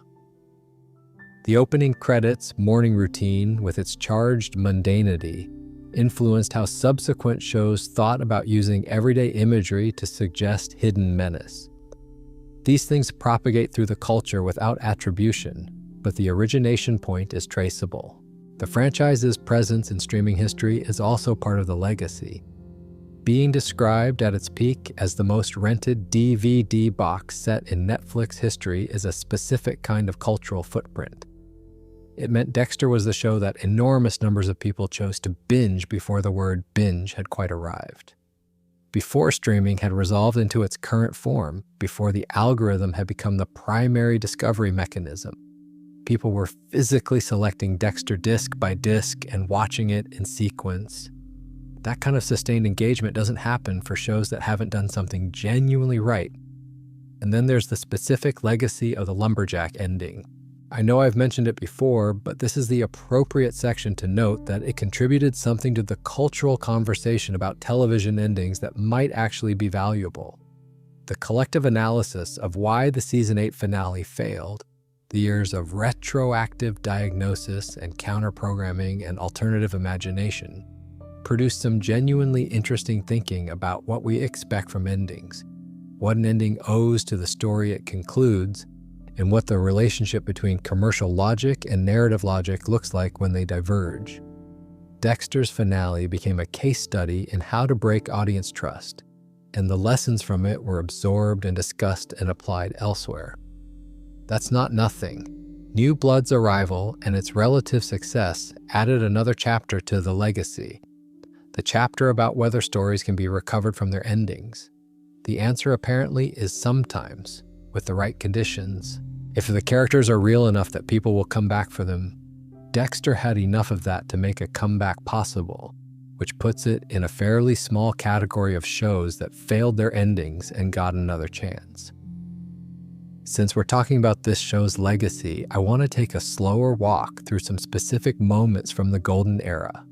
Not necessarily the most famous ones, but the ones that I think demonstrate most clearly what the show was doing when it was doing it well. Because there's a risk in a conversation that has spent some time on the decline and the controversy of letting those things color the memory of the earlier work. And the earlier work doesn't deserve that. The moment in season 2 where Dexter and Dokes are alone together in the office, after Dokes has been watching him with growing suspicion for an entire season, after he has identified something wrong without being able to name it, and Dexter says, quietly and entirely without urgency, "No matter what you try, no matter when, no matter how hard you work, I'll always be a step ahead of you for one simple reason. I own you." And then Dokes, who is a large and physically intimidating man, headbutts him, and Dexter walks out of the office calmly while Dokes is hauled off for the altercation.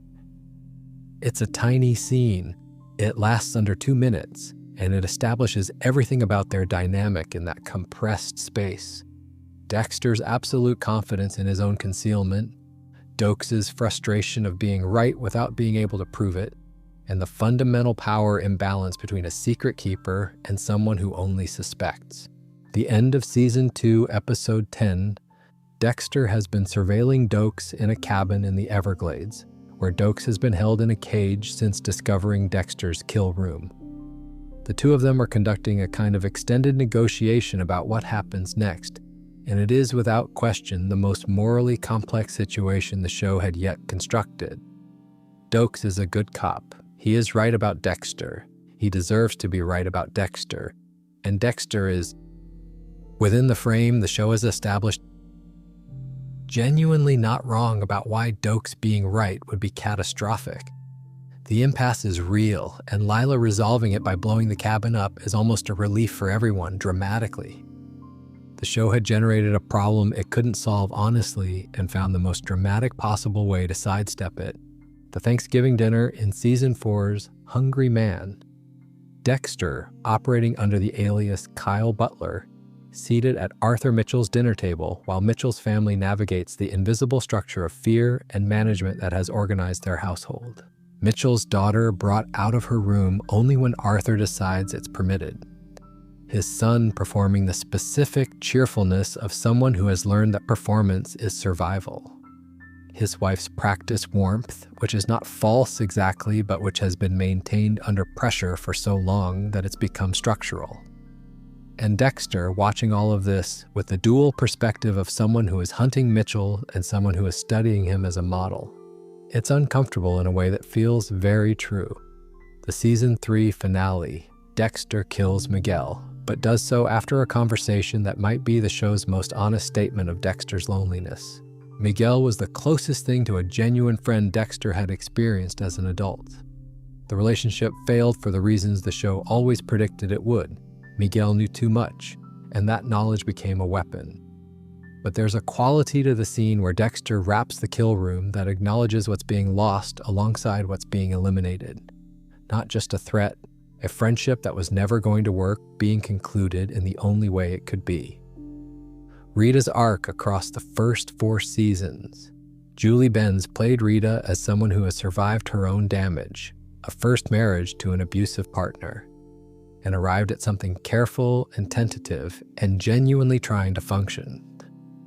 Her relationship with Dexter is built on a foundation that the show acknowledges is compromised. She doesn't know what she's with, but it has a warmth and a texture that feels real.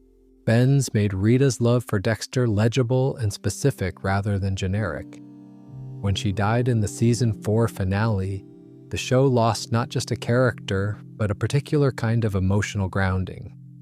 The later seasons never quite replaced what her presence provided. Deborah's face in the Season 6 finale, in the church when she sees what Dexter is doing. Jennifer Carpenter had spent 6 years playing a character who didn't know the most important thing about her brother. The transition from that not knowing to the knowing, The specific expression of a person whose world has just been reorganized around a fact they can't unfind is played without words, and it says everything the show needed to say in that moment. These are the things the show was capable of in its best years, consistently and reliably, and they're still there in the episodes exactly as they were. Jack Alcott's Harrison in New Blood is worth a dedicated section because the character's doing something unusual, and because Alcott's performance is better than the surrounding conversation usually acknowledges. Harrison Morgan first appeared in Season 4 as an infant, in the bathtub, in his mother's blood. He appeared in subsequent seasons as a small child, mostly in the background of Dexter's domestic life, a reminder of the existence of consequences. Different actors at different ages. In New Blood, Jaden Wells had played young Harrison briefly in Season 8. Jack Alcott takes over in New Blood as the teenage version, and he is given a character who carries the weight of everything Harrison has been through. What Alcott found in Harrison is a kind of coiled, watchful quality. The specific attentiveness of someone who has learned that environments change without warning, and that you need to be paying attention when they do. Harrison grew up without his father. He grew up with the knowledge that his mother was murdered. He grew up apparently with a sense that something is wrong with him, a compulsion toward violence that he doesn't fully understand and that he's terrified of, and that he came to Iron Lake partly to investigate. Is this mine? Did I get it from somewhere?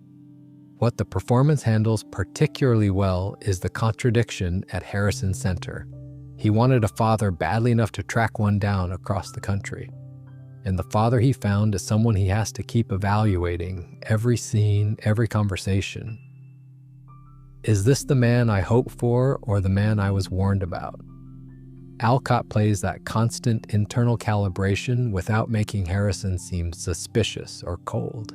He seems like a teenager who is trying very hard to be fair to someone who is making fairness increasingly difficult. The father-son scenes between Hall and Alcott in New Blood work because both actors commit to the specific awkwardness of a relationship between two people who are trying to build something without the foundation of history.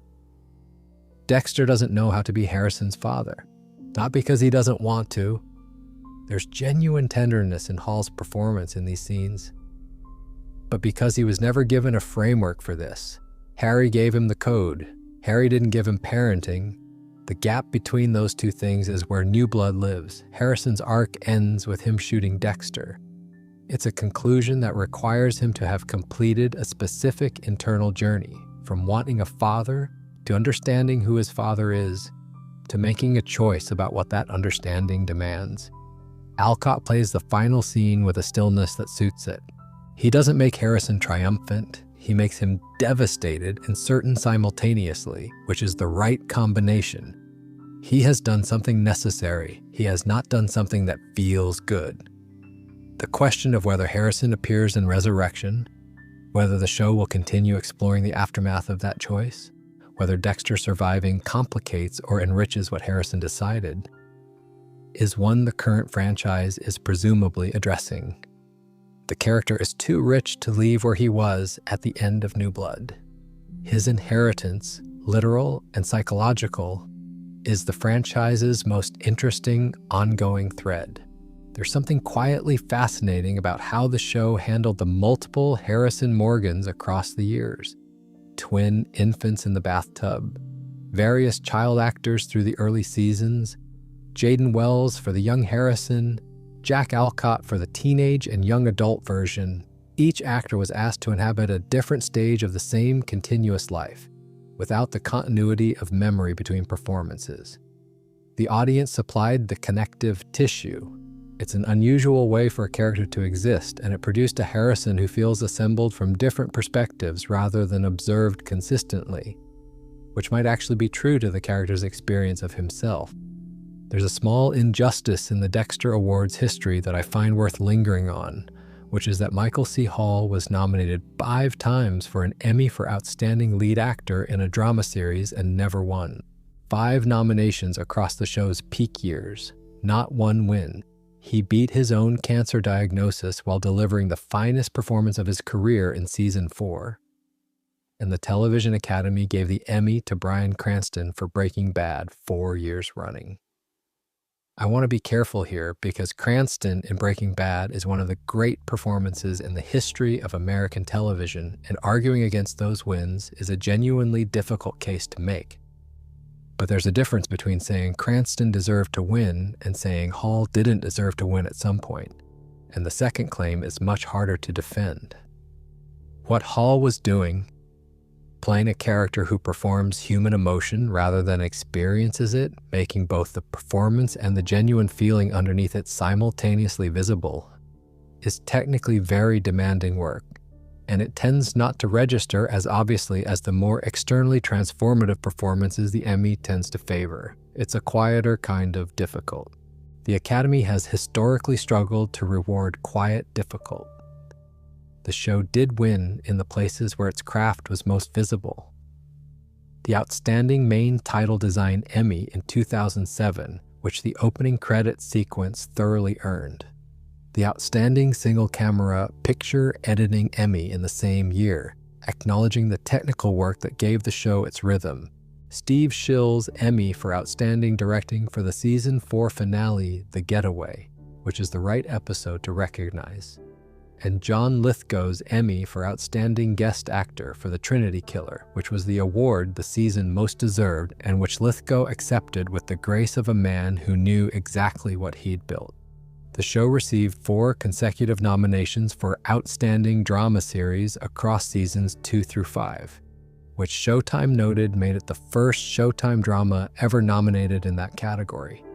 It never won the series award either.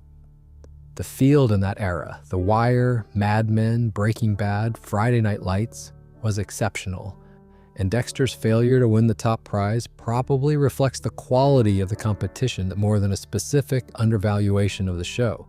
The Golden Globe for Hall in 2010 is worth noting because it arrived in the year the show was arguably at its peak, and because the acceptance speech, the knit cap, the controlled emotion, the sense of someone holding a great deal together, has taken on retrospective weight it didn't have in the moment. He was in treatment for Hodgkin's lymphoma. He was standing on a stage in a hotel ballroom accepting an award for the best work of his career while managing something enormously difficult in private. The poise of that moment is, I think, actually more impressive than the award itself. The franchise has accumulated 24 Emmy nominations total across all iterations with 4 wins. Resurrection hasn't yet completed its award season trajectory as of when I'm speaking to you, so that number may shift. Original Sin's cancellation before a full award cycle is a different kind of story. A show that didn't have the time to make its case. There's a parallel universe where Dexter is remembered more prominently in the critical canon of peak television drama, where the first 4 seasons are discussed in the same breath as the first 4 seasons of The Sopranos or the full run of The Wire, as exemplars of what the medium can do with a psychologically complex anti-hero in a richly constructed world. That parallel universe isn't entirely implausible. The quality was there in those years to support that level of recognition. The back half of the original run, and the lumberjack ending in particular, made that canonical status harder to claim. A show is often remembered by its ending more than by its best years, which is perhaps unfair but seems to be how cultural memory operates. What the Dexter Awards record actually reflects is a show that the industry valued highly enough to nominate consistently, but not quite highly enough to celebrate at the level its best seasons warranted. That gap between nomination and recognition is exactly wide enough to fit the specific frustration that longtime fans of the early seasons carry about the show's place in the conversation. There are shows where you can trace the gap between what it was and what it might have been. Dexter is one of them. Not in an anguished way, or I'm not going to spend this section lamenting counterfactuals, but in the specific, interested way of someone who loves a thing and wants to understand its full shape, including the shape it didn't quite achieve. The version of Dexter that Clyde Phillips imagined ending, the one where Dexter is caught, tried, executed, the final image from his perspective as the lethal injection is administered, would have been a different kind of television landmark than the one we got. It would have been, in a fairly direct sense, one of the great structural closures in American drama. The vigilante who built his life around performing execution executed. The code turned into the framework for his own death. It would have required the show to commit to something irreversible and costly, and the fact that it didn't commit to anything irreversible and costly is the lumberjack ending in miniature. The version of the show that emerged under Scott Buck was, I think, a show that had stopped trusting its own premise. The premise is dark. The premise involves a man who murders people on the basis of his own moral judgment. And while the show is set up to make the judgment seem reliable, it is still a man murdering people. The best seasons held that darkness honestly. They didn't sanitize it, didn't let Dexter off hooks he'd put himself on, didn't forget that his actions had consequences for everyone around him. The later seasons softened this gradually in ways the show probably didn't intend. They let Dexter be more comfortable in his life than the premise should have allowed. And comfort is the enemy of the kind of story Dexter was built to tell. The version of the show with a stronger season 5, one that didn't just transition through Chip Johannesson's capable but uncertain stewardship, but actually built on what season 4 had established, might have produced a different trajectory for season 6 through 8. The season 4 finale had just committed the most brutal honesty the show had ever attempted. Rita was dead. Dexter's domestic life was rubble. The argument of the show had been made as clearly as it was ever going to be made. What came next needed to follow from that rather than reset toward a new normal. Season 5 tried. Seasons 6, 7, and 8 increasingly didn't. The version of Season 7 that fully committed to the Lagerta investigation as its primary arc, rather than splitting its focus between Lagerta's methodical truth-seeking and the somewhat generic Isaac Serco mob storyline, might have produced a finale that functioned as the show's real ending. Lagerta was right. Deborah shot her to protect a secret that was destroying Deborah's soul. That is a sufficient ending for the show's central argument. Everything Dexter costs the people around him crystallized in a single scene in a shipping container. The show had all the materials, it chose not to build the structure. And the version of Season 8 that treated Deborah's moral collapse from the Season 7 finale as its primary subject, her inability to live with what she did, her increasingly fractured relationship with the brother she protected, the question of whether she becomes a killer or finds a way to turn Dexter in, would have been a season of television built around Jennifer Carpenter's full capabilities, which we know from New Blood are considerable. Instead, the season gave us the brain surgeon and Argentina, and a lumberjack in a forest. These aren't criticisms disguised as imagination. They're an acknowledgement that the materials for something extraordinary were present for most of the show's run, and that the extraordinary thing was achieved intermittently rather than consistently. That intermittent achievement is itself remarkable. No show achieves excellence continuously for 8 years. The distance between Dexter's peaks and its valleys is large by any reasonable measure, but the peaks are high enough that the distance can feel like a betrayal rather than simply a variation. You expect more from a show that has shown you what more looks like. What I keep coming back to when I think about this show is the specific quality of the Season 2 scene between Dexter and Dokes in the cage. Two men who understand each other completely, neither of whom can act on that understanding cleanly. Both of them trapped by different versions of the same knowledge. It runs about 5 minutes. It contains an entire moral universe. And it was made by people who knew exactly what they were doing and why. That room still exists. It's still in the episode. Whatever else happened, that room is still there. Now, I want to be honest about something slightly meta, which is that Dexter is an interesting choice for sleep content. It's a show about a serial killer. The kill rooms exist. The body count is substantial. The visual language of certain scenes is not exactly lullaby material. And yet, here we are. And here you probably are, and I don't think that's strange at all. Let me try to explain why. The show's primary mode of engagement is not tension. Not really. Tension is present in specific scenes. The Season 2 investigation closing in, the Trinity dinner table, the Doak's cage. But the dominant register of the show is something closer to contemplation. Dexter's voiceover is meditative in quality. It moves slowly, it reflects, it circles back. It's the voice of someone who has been thinking about the same questions for a very long time and has not tired of them. That's a quality that operates independently of whether the subject matter is cheerful.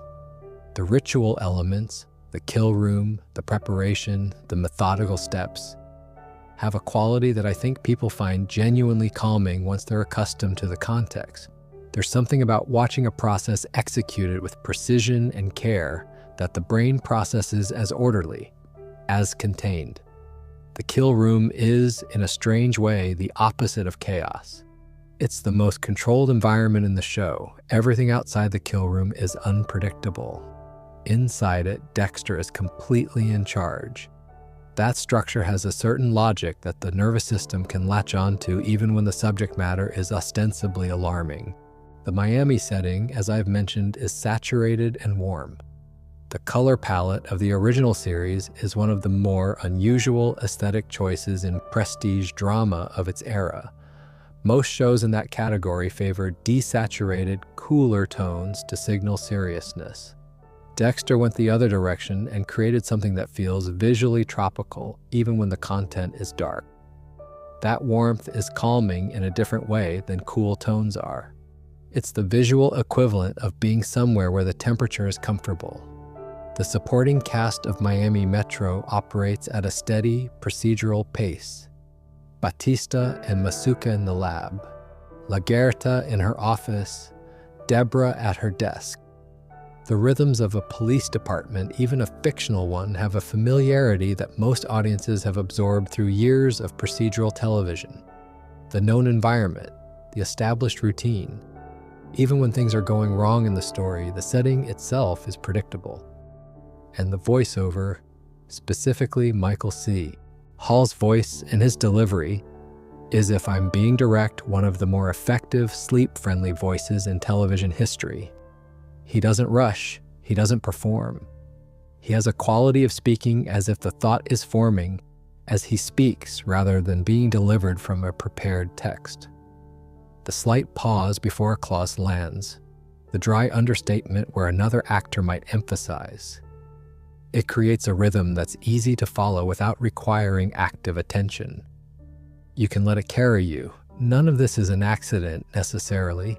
The show was made with attention to the pacing of its narration, but it produces, as a byproduct of those craft choices, something that turns out to work rather well for this specific purpose. And there's something I find quietly pleasing about the idea that a show about a serial killer has become, for a significant number of people, the thing they put on when they want to sleep. Dexter would, I think, find this both baffling and faintly amusing. He was always most interested in the parts of human behavior he couldn't categorize cleanly. Since we're talking about the show's relationship to calm, I want to mention the score again briefly. Not to repeat what I've already said about Daniel Licht's work, but to note something specific about how the music operates in the quieter scenes. The show has a habit, in its best seasons, of using music during moments of domestic normalcy. Dexter at breakfast, Dexter in the lab, Dexter driving. That gives those scenes a gentle, slightly ironic undertow. The score knows what we know. It applies a light coating of sinister warmth to the ordinary that keeps you aware, without being agitated that the world of the show is not quite like the world outside it. It's a musical version of the same trick the opening credits sequence performs. Familiar things made just slightly other. The Iron Lake setting of New Blood does this differently, but equally effectively. Winter landscapes at night, snow against dark trees, the quiet of a small town, where everyone knows everyone and the knowing is both comfort and surveillance. New Blood's sound design is colder than the original series. The crunch of snow, the wind off the lake, the particular silence of a place where sound doesn't carry the way it does in cities. And the combination of those textures with Hall's familiar voice creates something that feels genuinely restful, even when the narrative is not.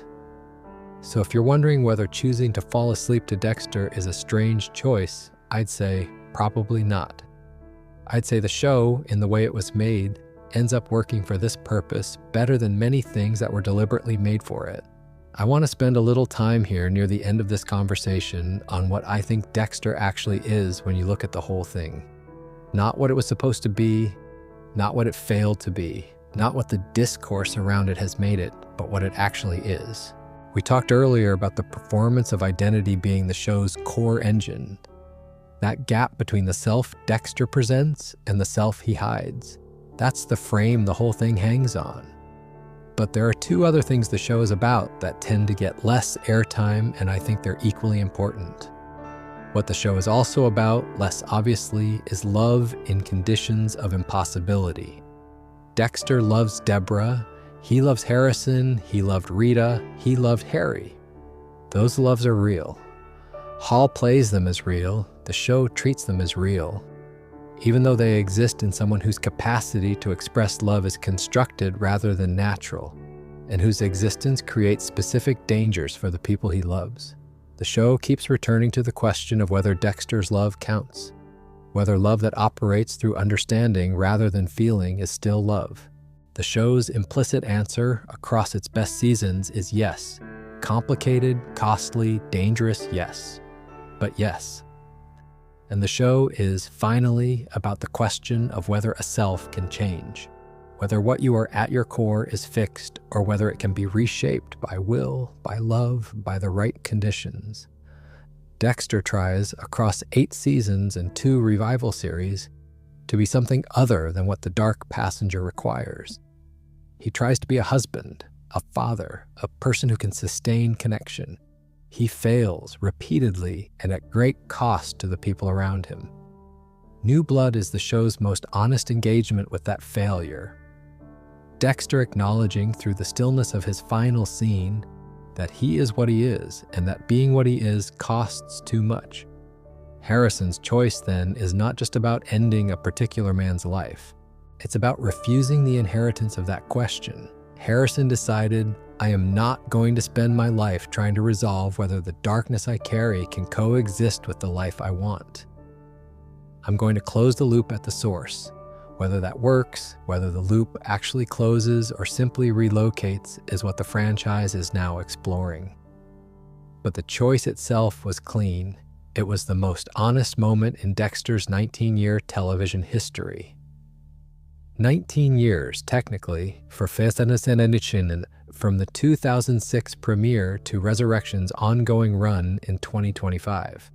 That's a long time to spend with a fictional world. The world has changed significantly in that span, and the character has changed too, and the conversation around him has changed. In 2006, a serial killer protagonist was provocative. In 2025, having lived through the full arc of anti-hero television, Dexter's moral complexity is less shocking and more familiar. He fits now into a landscape of morally compromised protagonists that partly exists because he was there first. There are shows I could watch indefinitely without ever quite being done with them. The Wire is one. Seasons 1 through 4 of The Sopranos is one. Seasons 1 through 4 of Dexter is, for me, one of those. Not because I haven't processed them, I have several times, but because there's a quality to work that's doing something genuinely right that doesn't exhaust itself on repeated engagement. The scenes from those seasons that I mentioned earlier in this conversation, the cage, the barn, the Thanksgiving dinner, Deborah in the church, those scenes will still be doing their jobs the next time you watch them. They're not depleted by repetition. If anything, they get richer. One thing that doesn't come up enough in discussions of Dexter is that it's quite funny. Not consistently, not loudly, not in the way that announces itself. But there's a sustained current of dark comedy running through the best seasons. That's an essential part of what makes the show work. A lot of prestige drama takes itself completely seriously. Dexter always had a slightly raised eyebrow.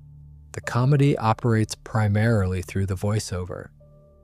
Dexter's internal monologue has an observational quality, dry, precise, occasionally bewildered, that produces genuine laughs in scenes that are simultaneously doing other things.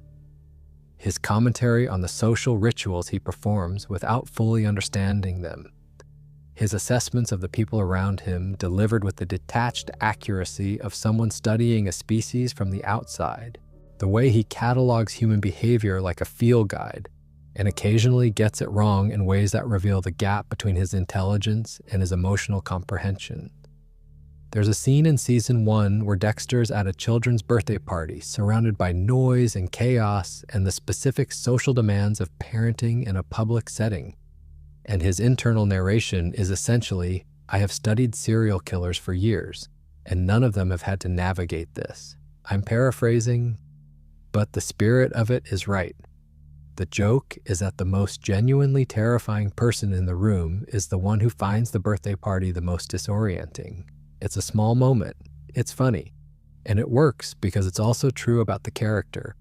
He is more comfortable in a kill room than at a children's party, which says something specific and slightly devastating about what Harry's Code produced. Masuka is the most obvious comedy delivery mechanism, but he's not the only one. The Miami Metro Department as an entity has a gentle comic dimension.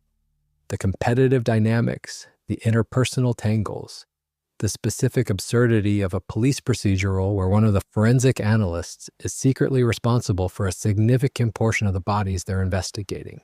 The show was always quietly aware of that absurdity without making it the point. It was texture rather than subject matter.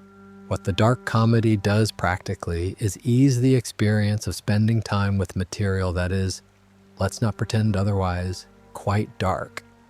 It creates a distance that allows you to stay in the show without being overwhelmed by its subject matter. The best serial killer fiction has always understood this. A relentlessly grim treatment of the same material would be exhausting in a way that Dexter, at its best, is not. The wit built into the narration, the gentle absurdism of the Miami Metro procedural elements, the ironic self-awareness the show maintained about its own premise. These are what make Dexter livable over the long run. And over a very long run, tonight, they're what make it comfortable company. So, that's most of it. 19 years of Dexter Morgan, from a novel published in 2004 to a franchise that is, as of right now, still producing new content and still finding an audience willing to show up for it. A golden era that remains genuinely golden. A decline that was specific in its causes and honest in its costs. A finale that gave the language a new phrase, 8 years in suspension. A revival that worked better than it probably had any right to. And now a sequel, a prequel that came and went, another sequel, and a Trinity Killer prequel apparently on the way. There's something I keep thinking about, which is the specific persistence of this character's hold on people. Not just fans of the original series, though the New Blood viewership numbers make clear that group is large and loyal, but the broader cultural sense that Dexter Morgan is a particular kind of icon. He's on merchandise still. He's referenced in conversations about anti-hero television as a kind of shorthand.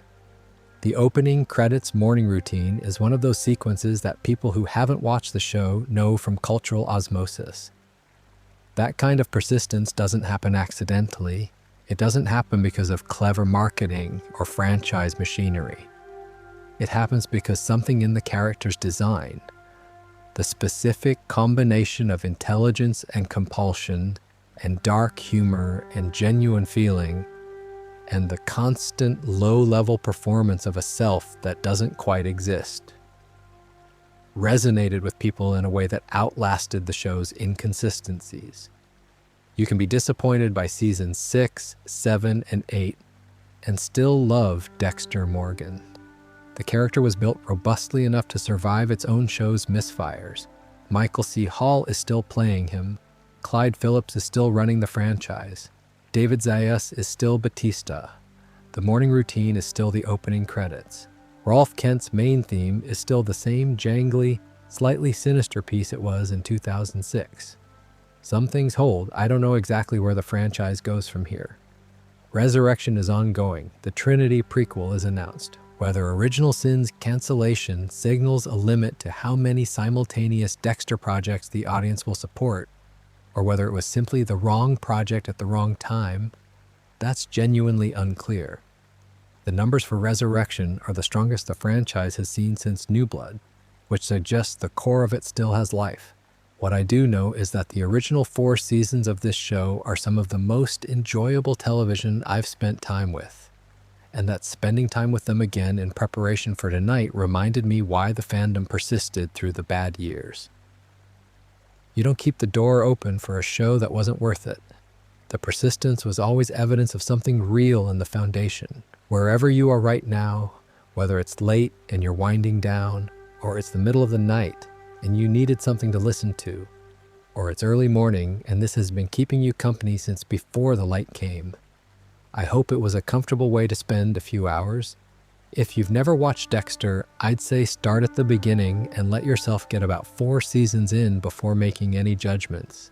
If you watched it years ago and haven't thought about it lately, seasons 1 and 2 hold up, really hold up.